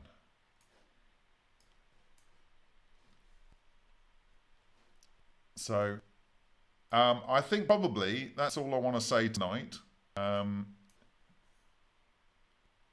It's Martin Fleischmann's birthday tomorrow, and I have something special that I want to talk about. I've been working with a guy here in Prague on it, and it will be probably for next year, and I want the community to potentially consider it. Obviously this week is also the week of the 32nd remembrance, or whatever you might like to call it, of the event that took place when cold fusion was announced. But I think that the work of volunteers for the project, and particularly the work of Russians over the years in getting to the bottom of strange radiation is really something that we are possibly getting closer to finding an explanation of. I actually have a presentation here by, actually there's some material by Arutkev, which is worth just dropping in here because of these traces. And it's in Ken Scholder's work, actually. He's referring to different EVs and so forth. I'll actually bring this up here. So it's this one. Is that going to do what I want it to do? So you've got some Arutkev, Leonid Arutkev imagery up here. And you can see this is the dual EVO as imaged by Ken Shoulders, and you can see it's breaking up the top here. And this is a kind of track. It's not finely resolved here. It kind of like has a straight line and two dots, straight line, two dots, straight line, two dots. This, for me, is kind of one that would be a dual EVO, where there are slightly different properties between the pair. This is potentially a dual track, and you're seeing the diameter of the track here as it's going through the material and so forth. But I have some other work by, I go here, by another author who you could probably go and investigate because he's done a lot of work in this area. And his name is, that slips my mind just now.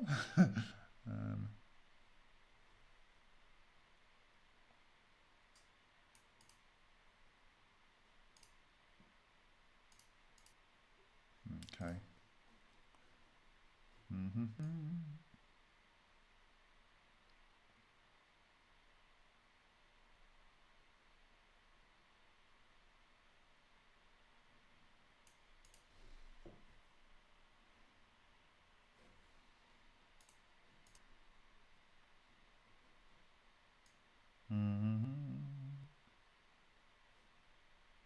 Okay.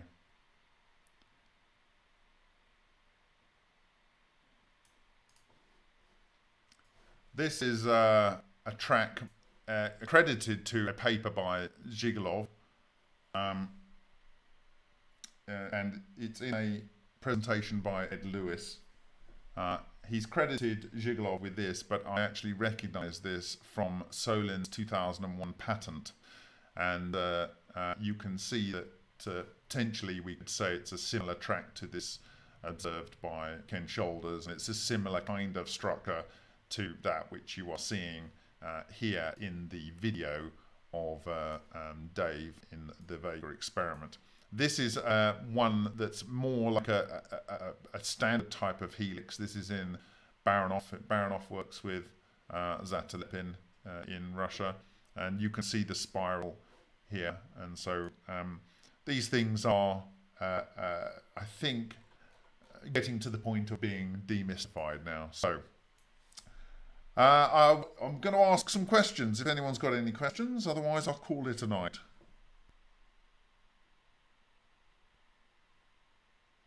Okay, so time to ask me some questions.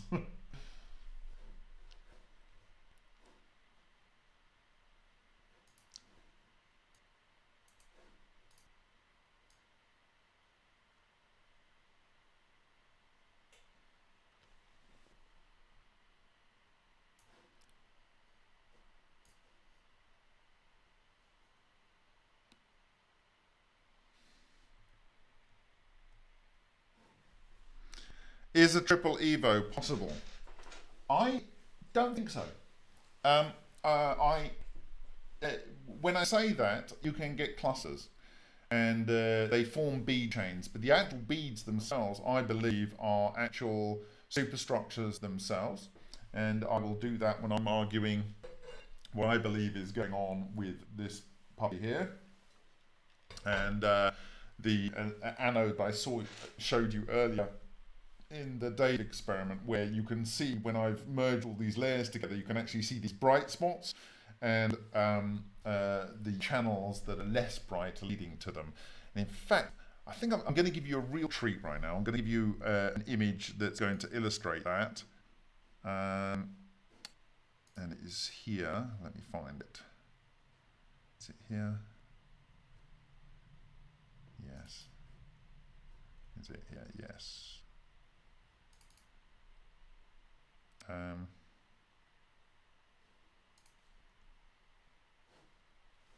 Here. This is a stack shot, and I'm working on improving the stack shot. So you can see, and when this will be very useful when we look at the SEM imagery, because we've got fragments that are probably from this area here, this kind of black charred area, and this is in the Central Valley, as I call it, this Central Valley. And then these are the kind of tributaries, and it's in these tributaries where you get these round spheres here that like tend to stop. And so what I'm saying is that what I showed you earlier on the anode is the feeder lines, and then they get to an end point. The end point becomes very intense, and that is the bright spot that you see. But it can persist even with just less being fed to it. I imagine that this is a bright spot that didn't spend very long time in this location, and maybe it's the same over here. But these, for instance, were there for a much longer period of time in this channel here. And these structures here I hope to be able to fully explain in my up-and-coming presentation with the scanning electron microscopy, which I received yesterday and this morning, and with the hypothesis that I have beyond why this is so phenomenally ordered. So yeah. So I don't believe you get 3. And to clarify that, if you remember I think it's called Tungsten Chop Shop, or the video where I was describing how I believe that it was the one that was really seminal for me in showing that these were magnetic structures, that they were coherent structures, and that it was only the thin layer on the boundary that is doing most of the work in cutting and so forth. So when you have that coil that on the anode on that VEGA experiment, and it comes round and it burns round, and then it gets to a certain point, and then over here another one builds up and another one builds up until it gets to a certain strength, and it suddenly cuts the tungsten, it falls away. You get this magnetic alignment, and I think we know that the structures they like to form certain structures, but it's either one on its own.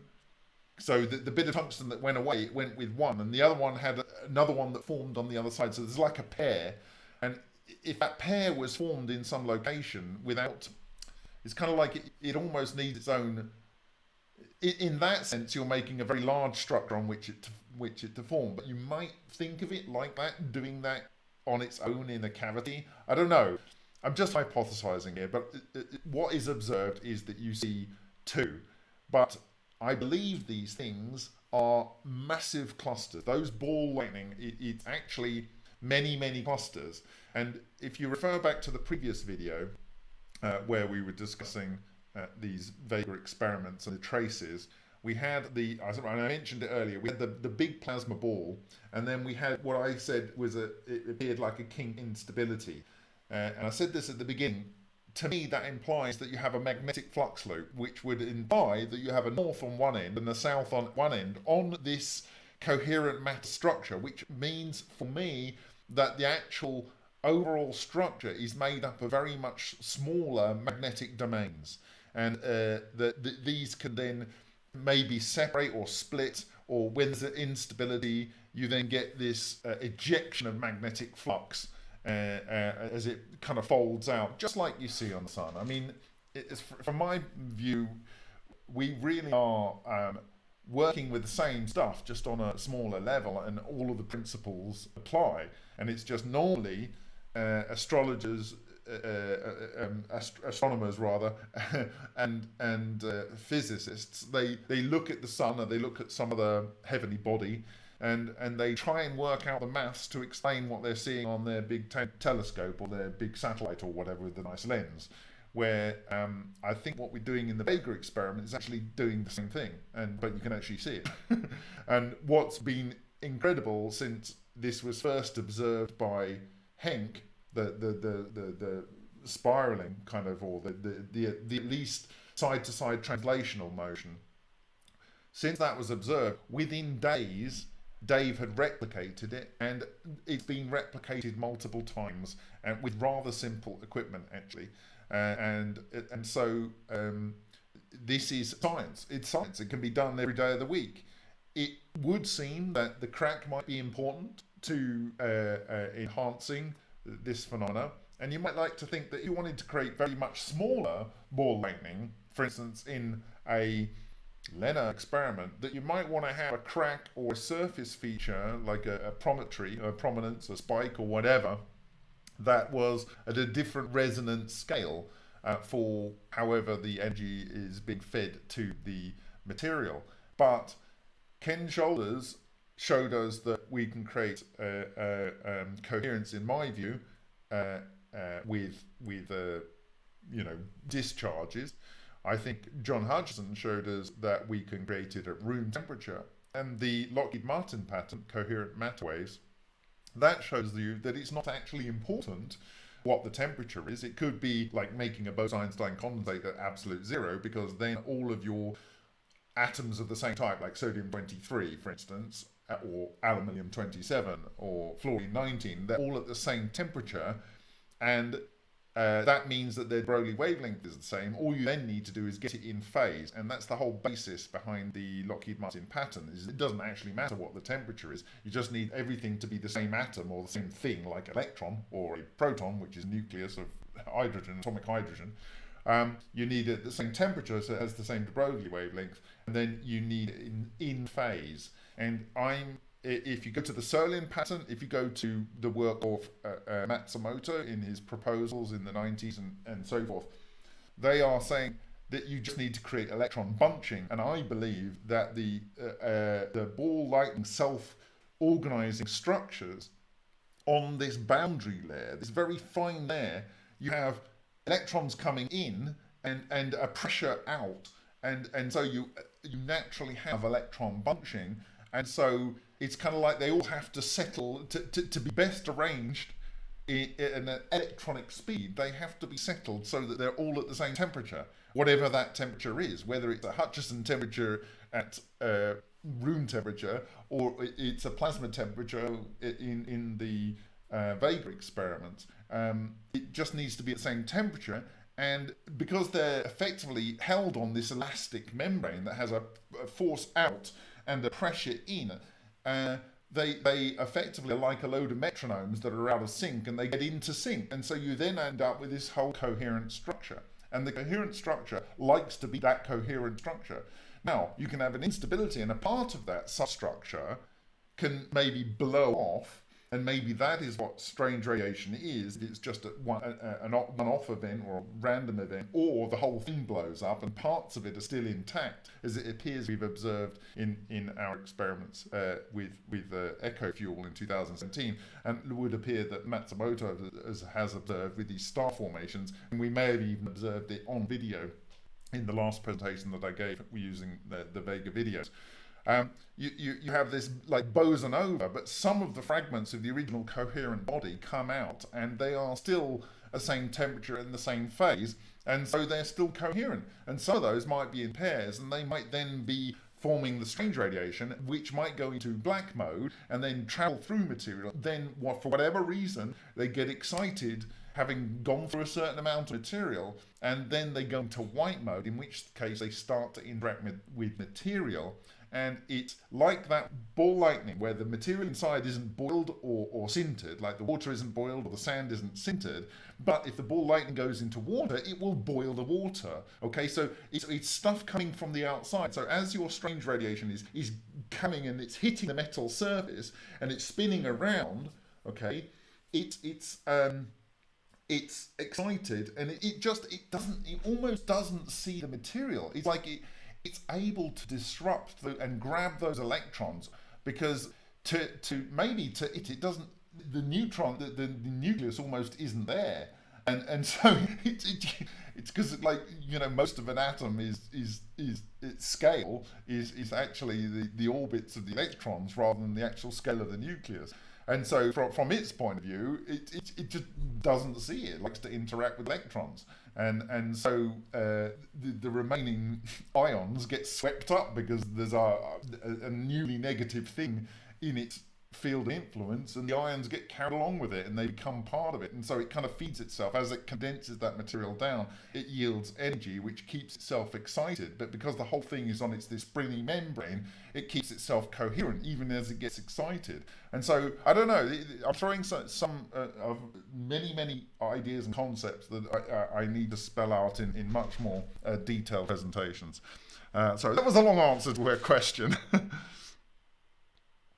Okay, so do we have a question too?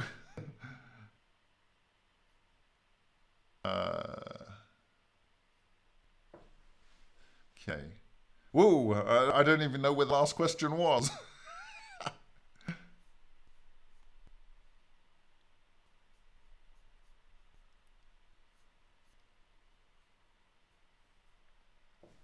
I don't even know what the last question was.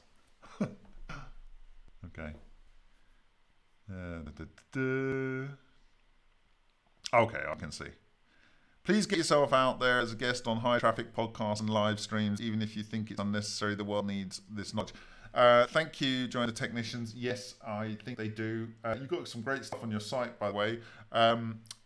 Yeah, they definitely do. But I think what's happening right now is, in the last video, I did say that if there are people that are willing to say on video that they're willing to accept the risk and sign a document to say they're willing to accept the risk, whilst there are circuits similar to those that are being used in the VEGA experiments out there and they're already being documented, we're not wanting to get into the litigation business, and this does deal with voltages and systems that can easily kill people. So it needs to be something that competent people can do or choose to do of their own volition. And our focus would just be to advise them on safety, but they should be prepared to know the kind of safety precautions they need to take when dealing with high voltages and gases, which could be explosive. Okay, thank you for the offer of help.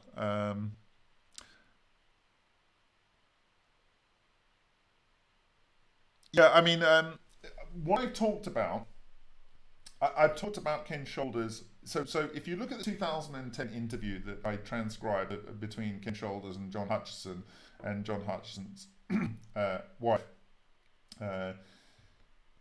and that's the transcript is on Steemit. When you look at that interview, he's talking about, you're doing anti-gravity, and he says, I'm not really bothered about anti-gravity. Give me propulsion any day. Basically, anti-gravity is only useful where you've got gravity, but propulsion is useful everywhere. And I have described the method that Ken Shoulders has described for propulsion. I believe that what I've already shared in the last few years, with some other stuff that I'm working through, and I've shared actually the things which are important, but it's not obvious. So for instance, even Ken Shoulders missed the fact that he had a clear Evo mark on here, even when he was discussing about his work producing the same thing as Reutzkev. He had already observed it. So you can even miss things, and you need to go back and look at things in the light of new information that comes in, because you literally do forget things. And so, but I haven't forgotten this, and it is about another form of way that these structures can be used and manipulated, I believe, to do propulsion, which would appear as anti-gravity, but it's actually propulsion.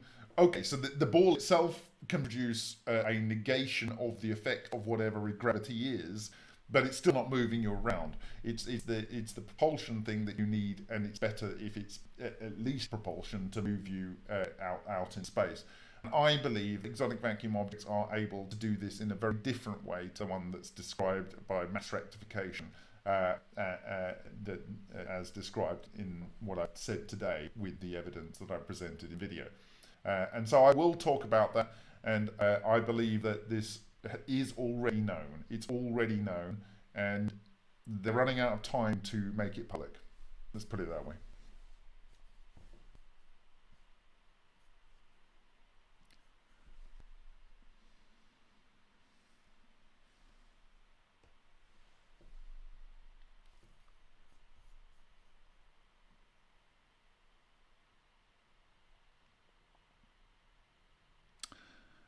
How would you combine EVOs and Leif-Homlid's ultra high density deuterium? In my view, they are EVOs can make ultra dense anything, and because deuterons or protons are the same nuclei, they can be made coherent and smaller, easier. Because you've not got multiple isotopes which would have a different de Broglie wavelength and interfere with each other. Deuterium, additionally, is a boson, so unlike the protons, which can't occupy the same space-time, the deuterons can, and so, in my view, they can be condensed into dense matter using exotic vacuum objects more readily.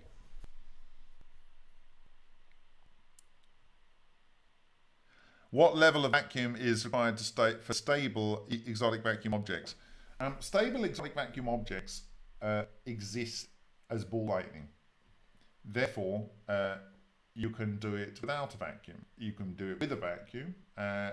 In case of Ken Shoulders, he said that heavy ions are good for stabilizing exotic vacuum objects. So if you go to the, I think it's 1935, 34, description of Tesla's death ray, that is he's got a dry steam jet that creates an open-ended vacuum tube, and then he feeds either tungsten electrode wire in or mercury in, so he's got a liquid electrode which forms a Taylor cone, and then he uses the discharge out from that, and he says that it produces electrical particles of matter in a separate newspaper article. So I think he had a good understanding of what was going on, but of course he didn't have fast cameras and stuff and couldn't see it from that point of view, but he could see that he could fire extremely high momentum, minute electrical particles of matter. So in that case, he's creating a vacuum, but then it goes straight into a atmosphere through dry steam. And the dry steam actually might help stabilize it. It is a gas in itself, and it has oxygen in it. I've discussed how oxygen, and I will discuss in detail how I believe that can play a major role in water-based technologies that essentially use this same phenomena. So if you use xenon, I think one of his choices was xenon because it's a very heavy gas, and so it's kind of like, you can carry a lot of mass, but it stabilizes. Basically, the EVO is, at its basic structure, according to Shoulders, a torus, and according to Matsumoto, it's either a torus or a sphere. I would agree with that.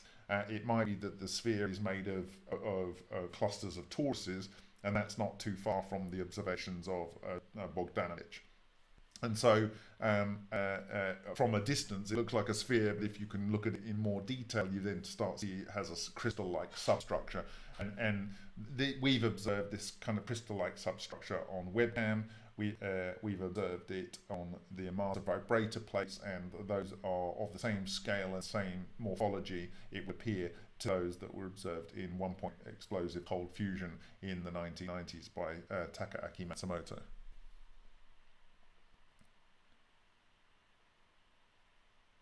Do double EVOs behave like neutrinos? Because, and I know it's not proven, but neutrinos being its own antiparticle are EVOs. Imagine this, and this is something that I wanted to share for years, but it's in a little nutshell. Alexander Parkhomov in Space Earth Human goes through the decades of proof that he went through to establish that relic neutrinos, or N radiation clusters of, can be reflected, so therefore they are large wavelength, and he was looking at ones that he determined through diffraction gratings were in microns to millimeters. And he then focused these onto, for instance, cobalt-60, which has a 5.1 year half-life or something. It's a beta isotope, and it decayed with stimulated decays because of the beta energy coming off was at the limit. Therefore, he knows it's because of stimulated decays and not natural decays, and he screened for that. He describes exactly how the whole process is done and how you screen for it in his book, Space Earth Human. And this then says that it must be acting as if it is a neutrino, and therefore is likely to be cold neutrinos. The Russians at Dubna since 2009 have been studying these things. They call them magnetotoroelectrical radiation, and they say at least the neutral form that they get out of, for instance, a cavitator, or from a gamma source, or from a range of different methods like a spark discharge, a range of different methods to produce these things. They act as if they are condensed torus of cold neutrinos, and so that is they call it magnetotoroelectrical radiation, but they give credit to Shoulders, as is rightly the case. Now, that isn't to just say that they are neutrinos, because they have observed them carrying a payload of ions, whatever material that they've travelled through, and this is what I've described in the papers that Shoulders has said today. They basically atomize the material, atomize it, and they entrain that material with them. And so they can carry that, and when they disrupt, they actually characterized, Shishkin did, and you can go and look at that. I think the presentation's something like a new form of penetrating radiation by Alexander Shishkin. It's from his Sochi 2018 presentation. They characterize the depth and the width of the pits of the atoms that are carried are relative to the atom. So you have a heavier atom, it makes a bigger dent, and therefore if you're going to maximize the rectification of mass propulsion technology that Shoulders was describing, you would want to be using xenon, for instance, as your atom that you are carrying with you, and making your evos from, and losing the mass, but being able to accelerate it and gaining that momentum for free. And so so it was so basically they can act like neutrinos, and an electron can share its energy with neutrino, because the weak force is something that's enabled, or there's neutrinos involved. You've got bosons, but anyway, W bosons or whatever. But you have you can have an equation where you have an electron and a neutrino, and an electron and a neutrino on either side of the equation, but they can exchange their kinetic energy. So, for instance, if you have a highly neutral thing, and you have a large amount of electrons at a high density, they can maybe exchange the energy between the neutrinos and the electrons, and vice versa. And when Parkhomov in his book describes how you technologically produce, in his papers, cold neutrinos, equivalent to that which was produced in the Big Bang, called relic neutrinos. When you have this condensation of matter, the temperature goes up on this boundary layer, as we know, or it would so appear. And if the temperature goes above 1,000 degrees, then it starts to produce cold neutrinos. And so the actual condensation on the boundary of the self-organized plasma structures, that is where you're forming these cold neutrinos, and then the cold neutrinos are then forced to self-organize. And so you can see how one follows the other.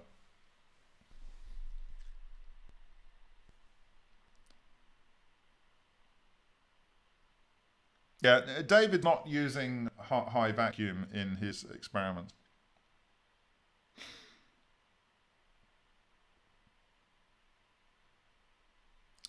Join the technicians. I don't think you're an idiot. My view on the Marty Fleischmann Memorial Project's YouTube channel is, I kind of been happy to be in a small audience. Because uh, I said in the beginning of 2017, when all of this is done, there isn't a person that's going to have, there almost isn't an industry that isn't going to have a problem with what this implies. So you kind of want to get it out. uh,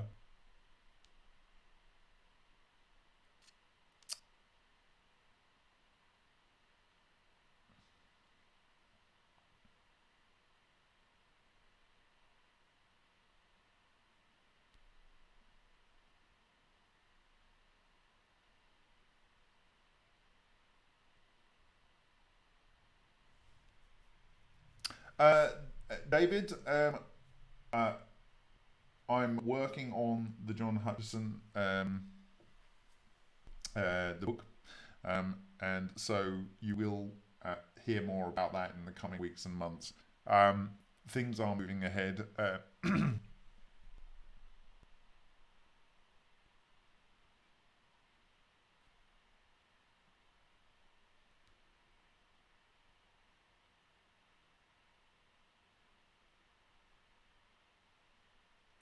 Yeah, it's quite possible that I think in the line experiment I described, like for instance, shoulders. We know we had bead chains in line because we saw them on the outside of quartz, and the bead chains tend to move as a group, and it may be that they are born out of the same initiation point, and they are essentially entangled. And I think in my Sochi presentation, I described it like you can imagine like a bead chain, and I had my hand like this, and I said like it scratches its way around the surface or it eats its way in a direction. So, but I'm not necessarily saying that every single one is the exact same thing, but in different locations. But it could well be that I mean, diamond is. Uh, uh, One of the strongest materials there are. Like, okay, and so if there was any, it's very stiff, is what I'm saying. So there's a good chance for any vibrations, whatever they are, to be homogenized across the surface. So you could have a state where everything is of the same wavelength and maybe all in phase, and so they're kind of like coherent in that sense, just because they were born on a diamond. Uh, um, Not because they were necessarily nucleated from the same point.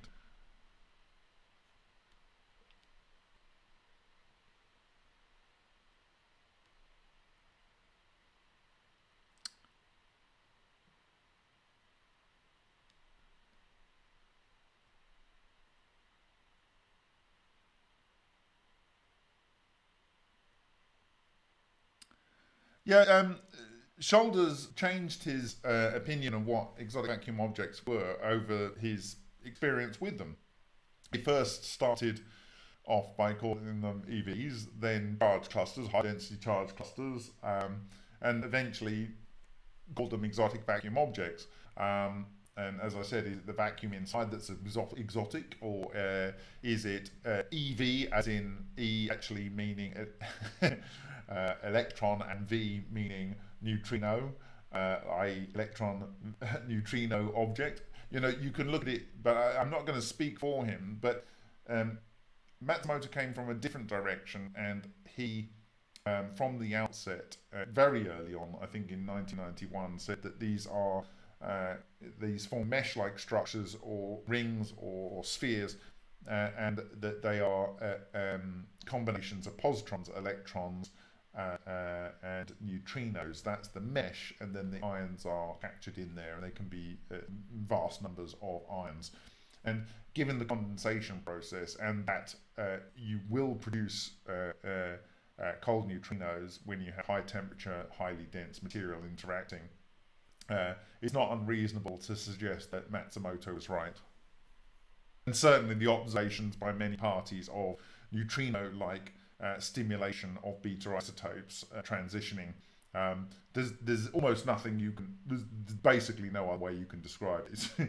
There is something that is doing exactly what a neutrino would do and you know this, and it's extremely and explicitly with all the experimental data, all of the calculations, and everything you need without anything omitted in the book by Alexander Parkhomov, Space Earth Human. Yes, there will be many links. What I tend to do is I'll go through video and I'll listen to things that I've referenced, and I will the papers that I've shown, or shoulders or whatever, I will give a link to them. But the ones that I showed of shoulders here are available on Rex Research. So if you actually look at the title slides on those and then type that in and say Rex Research, you'll find it.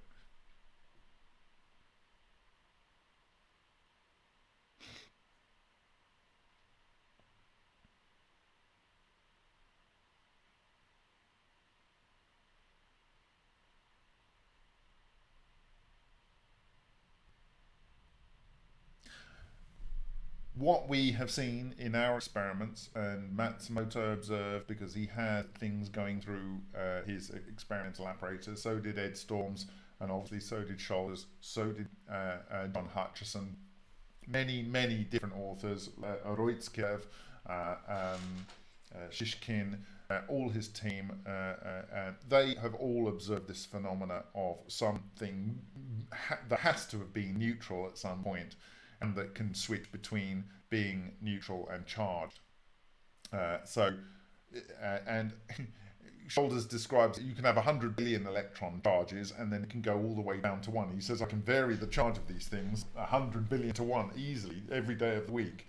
And so what he's describing is something that you can manipulate the charge, and you're not changing the mass. And so is it a reorganization of the matter, so like everything's becoming like a neutron in there, or is it that they are organizing in a coherent way, so you're effectively ending up as one large electron?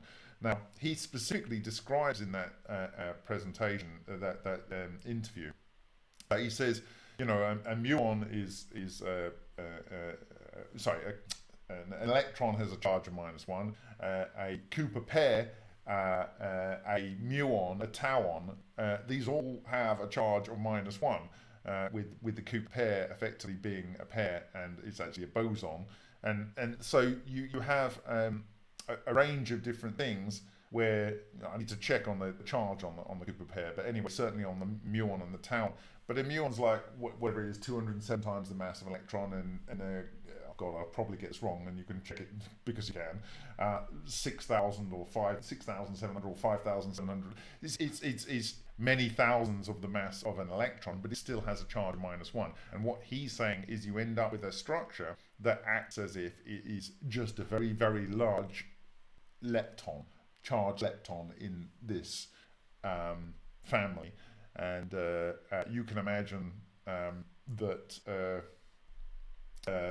I guess if you could fit matter inside an electron, one electron or a muon or a tauon, then that matter would lose its mass. I don't know, but essentially I'm saying that these structures are coherent, and they express themselves as a unitary body where it loses its individual identity and becomes a thing where the whole thing expresses that single charge.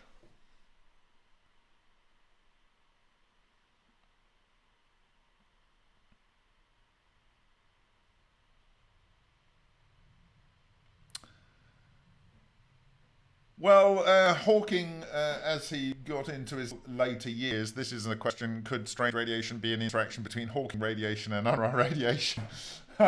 So Mike, is it Mike? The guy at Southampton University, anyway, talking about Unruh radiation as a means of propulsion.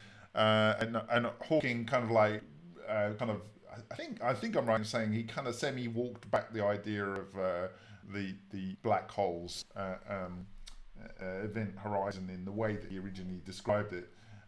Anyway, I'm not an expert on that. What I do know is there appears to be event horizons around exotic vacuum objects, and that they are able to reorganize matter into a state that is a new phase of matter. It isn't, well, not new, it's ubiquitous, but it's new in that lots of scientists don't consider it. and it's not in your textbooks generally. This isn't solid, liquid, plasma, gas. You know, it's another phase of matter.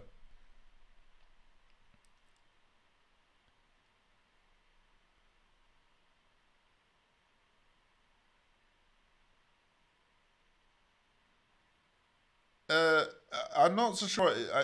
Axel, you're saying EVOs produce energy by converting nothing into positive and negative energy. Um, I will describe an experiment that was done by Shishkin separately because it relates to this other form of propulsion, and it's a very large topic. But this observation is key, and it's about getting energy at any point in the universe, and I'm not talking about 0 point energy. I'm talking about the thing that we have observed in our experiments and has been observed by many parties, just applied on a different subquanta of available resources that are available at any point in the universe. So you don't need to create something out of nothing. You are shifting one energy form to another. This doesn't. You might be changing mass inertia and charge laws, but you're not changing actually a conversion of one type of energy into another. And in case of the condensation in the structures, my series of blogs called "What Goes Up Must Come Down," which I have 2 more sections to do, by the way, on remoteview.icu. This will go into the justification for my arguments in that in coming months. But essentially, when the material is being condensed, it's releasing energy to become coherent, and it must effectively get that back. But it's kind of like it's almost like a heat pump. Let's put it like that, like a heat pump.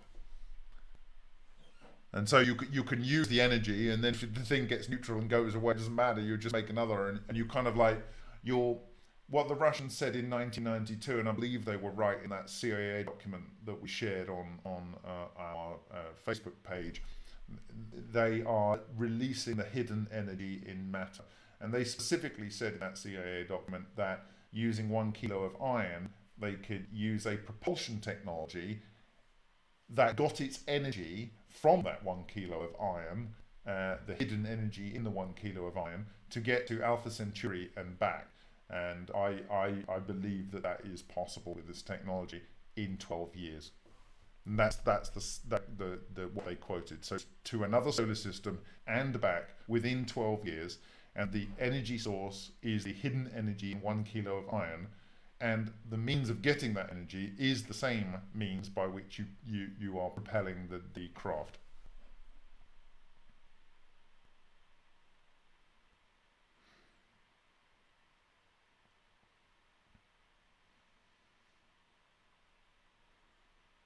Um, I would counsel you to look at this. This is Gardy asking, are you saying that EVAs produce Hawking radiation? And if so, what Bremstarting radiation then?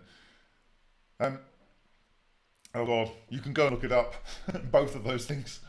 One's breaking radiation when you've got a particle like electron going through a heavy ion, for instance, a heavy nuclei like tungsten, and you get photons coming out, and that some of the kinetic energy is released as a photon in breaking radiation, and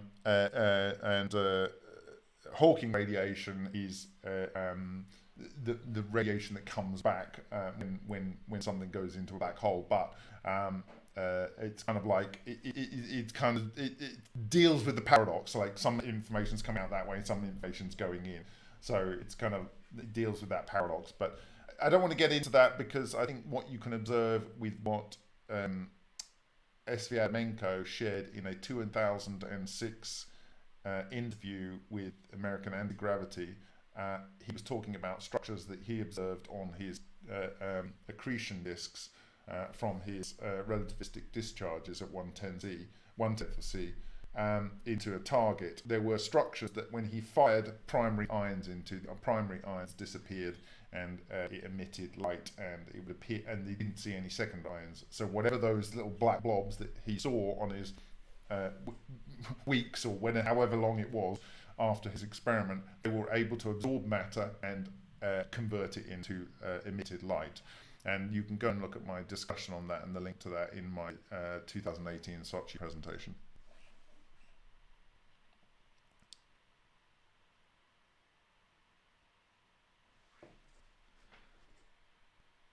Yeah, I think nature's wheelhouse is in our grasp. In fact, sadly to say, I think it's probably been within our grasp since 1910, since Tesla gave his Sun New York article, and I think probably I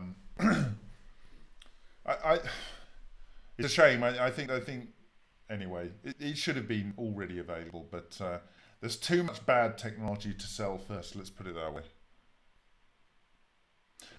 Having said that, there are reasons not to use this technology because, you know, it produces ionizing radiation, which can kill. It can disrupt materials, which makes it difficult for having landing and launch sites. You know, you can turn things into jelly, like and it's not known, but we are learning about it. It produces strange radiation, which is been with us throughout our evolution, but there's a certain amount we can handle because we evolved with it in the natural environment. But if you had a lot of this, you can't handle it. And this is why people are dying of cancer that are researching in our field. We're so very keen to have certain levels of safety involved with people that are researching this. Because you can't see it necessarily on your normal detector, and it's not always predictable when you will produce it. So, but if you have a device that is able to do some pretty, what would seem magical things, then it's likely that it's also capable of producing things that are undesirable.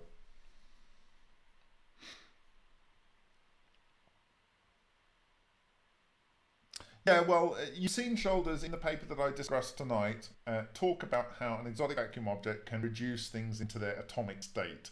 And if you look at the presentation in ICCF 22 from 2019 by Lutz Eitner, he describes how the torus version of an exotic vacuum object, which he calls condensed plasmoids after its original namer, Winston Bostick from the 1950s and 60s American fusion research. He says that the density of the ions in the core ring of a ring structure of a plasmoid, the ring type, can reach 5 times, I think, is the density of the sun. Same density of nucleons as you would see in a pulsar, which is a type of neutron star. So it's unsurprising that when these things self-compress and explode, you get all of the elements in the periodic table. And alchemy is possible. What you want to do is to get the state where it's coherent and the nuclei have effectively lost their identity. You want to be able to give it a template so that when it does this process of coming back into our physical reality, it has templates to crystallize onto it, for want of a better word. And I described something similar to this in my 2017 ASTI presentation. I described it in kind of like well, you can go and see it, but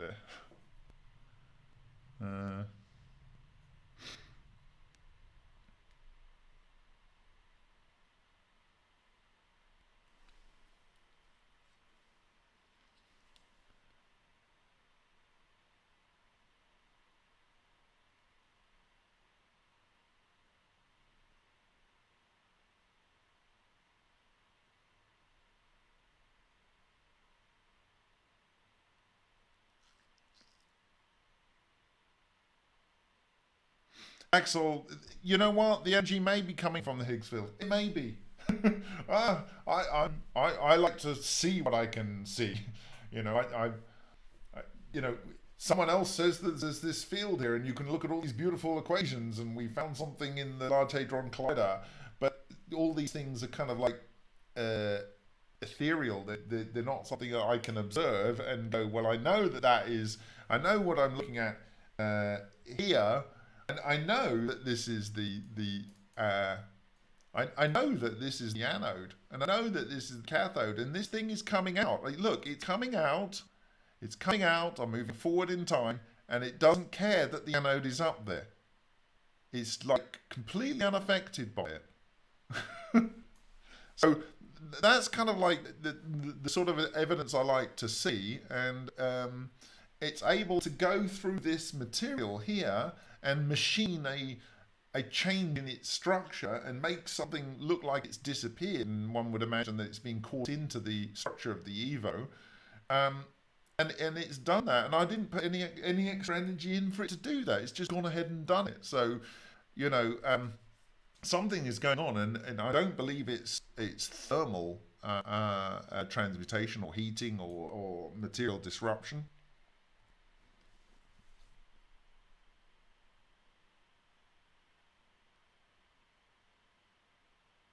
Well, certainly if it's not got charge and you can't see it, I'd certainly call it dark matter. Because it definitely has energy within it, and if it's carrying trillions of atoms within its structure, and at some point the confining structure can reveal those atoms, then there's matter and it's dark.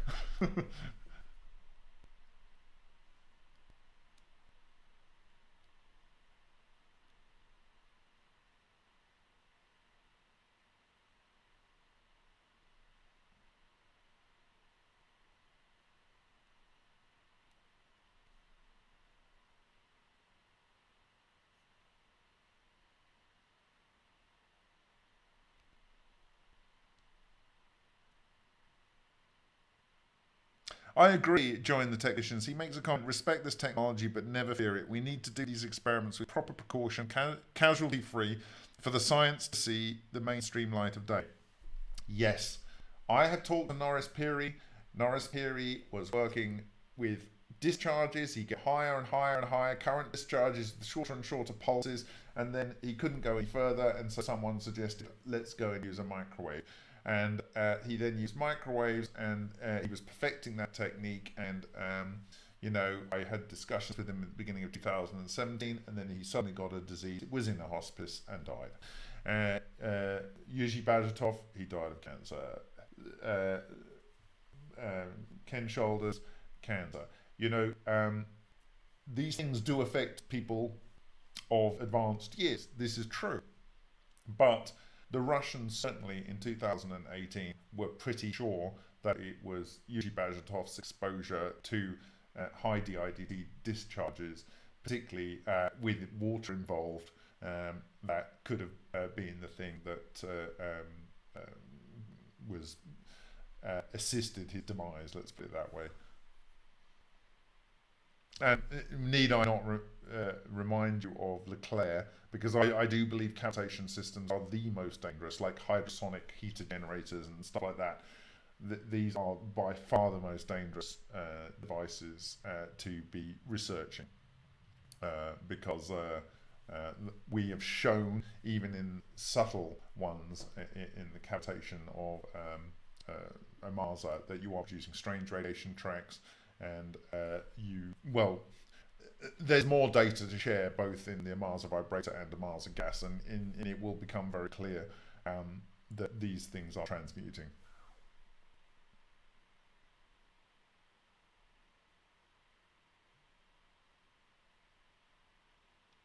I think there's many more people dying from driving a Tesla. So, you know, I think the pioneers have put the information down. The volunteers right now are showing extremely interesting data that is verifying the pioneers' work. I know Matsumoto has selected, I selected a whole bunch of papers, and Matsumoto is painstakingly translating those into English. So I do believe that we will have some of these papers available. One of the papers I asked for was a new type of electric current, and also another paper that was a new type of magnetic current. So he observed something that led him to give those titles to those presentations, but they were only in Japanese, and so we will have those at some point. And then also there were things to look at nuclear remediation. And what is nuclear remediation? That is technologically accelerating the decay of radioisotopes using ball lightning, and it's specifically saying that. That was only in Japanese, and it's not in the book that I have, but we will have those hopefully soon.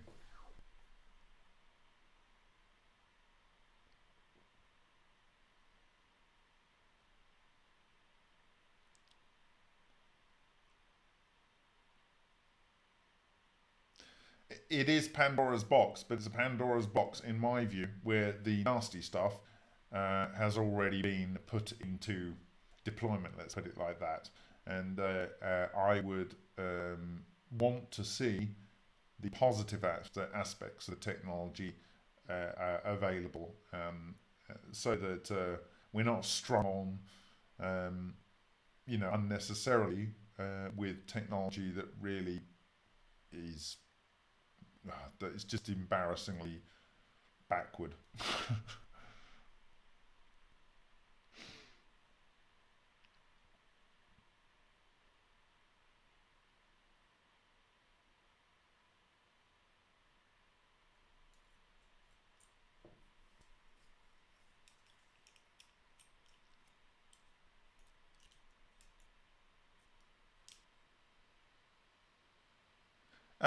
Shoulders very specifically is saying in the presentations that I shared tonight that you are getting a net gain in energy by just mass rectification, by essentially uh, shielding mass and either forcing it in a particular direction or let it eat mass and then cause the confining structure to break up and spit the mass back in another direction.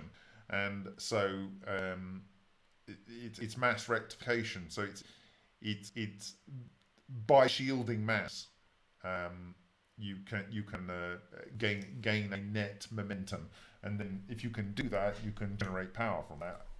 But secondly, he has a way of generating energy, which is as the evos are condensing and forming themselves, they emit 2 electron volt photons, and these can hit a traveling wave tube, and they emit more electrons, and these can feed the the evos, and so it's a self perpetuating loop. So you basically have the discharge unit here, the anode here, and then a tube which is at half bias, and as the evo travels down, it's emitting these 2 electron volt photons. They are emitting more electrons, that goes in and condenses, and so on. So you then have all of these also additional electrons that don't become part of the evo. They're traveling through towards the anode, and so you get a net gain of electrons going, and that is when the evo finally hits the anode, it needs to gain thermal energy back to reconstitute the electrons. And so you are converting some forms of energy into other forms of energy, but in no point in that is the what do you call it, 0 point. It's not to say that 0 point isn't involved. It's just I've given you 2 examples where Ken Shoulders is accurately, in my view, describing methodologies by which you can gain work for free by leveraging what evos are doing and effectively rectifying their action.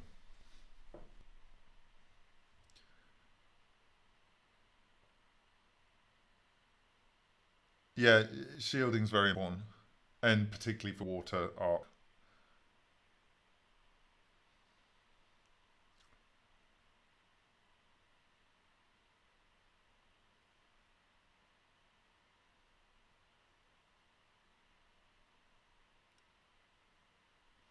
Right, I am now 1 hour 37 minutes past curfew, so I'm going to have to try and get back past the police station. It's going to be fun. After I've packed up, so I'm going to probably have to bid you adieu.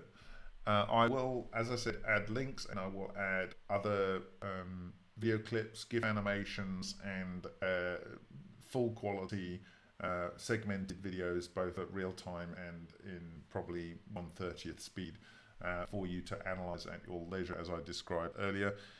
If you want specific things that you've seen in here, links or whatever, just ask me questions in the section at remoteview.icu.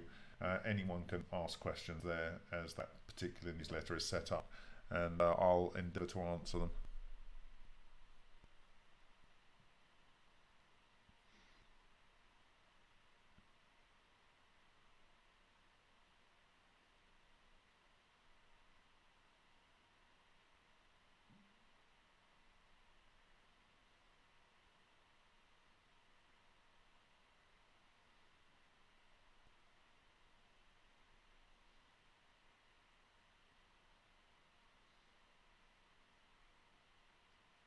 Yeah, I think we can terraform some planets. I'm not so sure about the moon. I'm not sure it's got enough uh, ambient pull of whatever it is that causes gravity in order to maintain its atmosphere. But certainly, you could make the atmosphere and have it encased in a dome.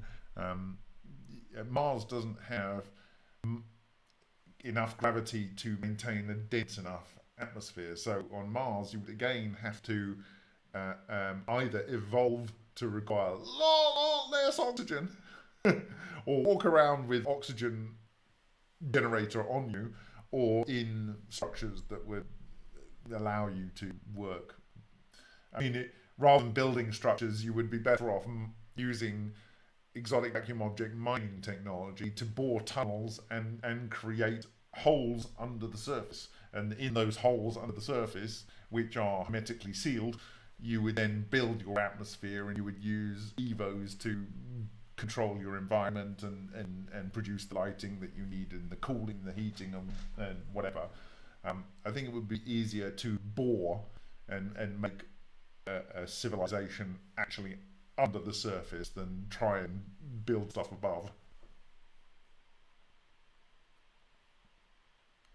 You want to really use this technology, perfect it to travel to other solar systems that are already Earth-like masses and inhabitable zone, and then you're going to have a much easier time.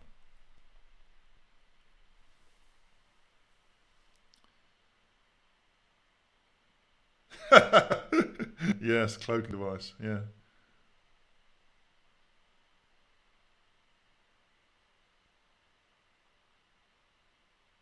While my voice is like this, can you sing some Frank Sinatra? Fly me to the moon and let me be among the stars. How about that?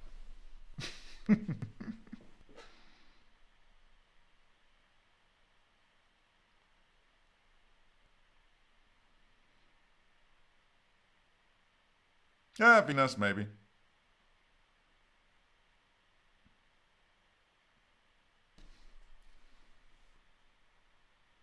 Okay, so thank you very much for your time, and I did it my way. Bye.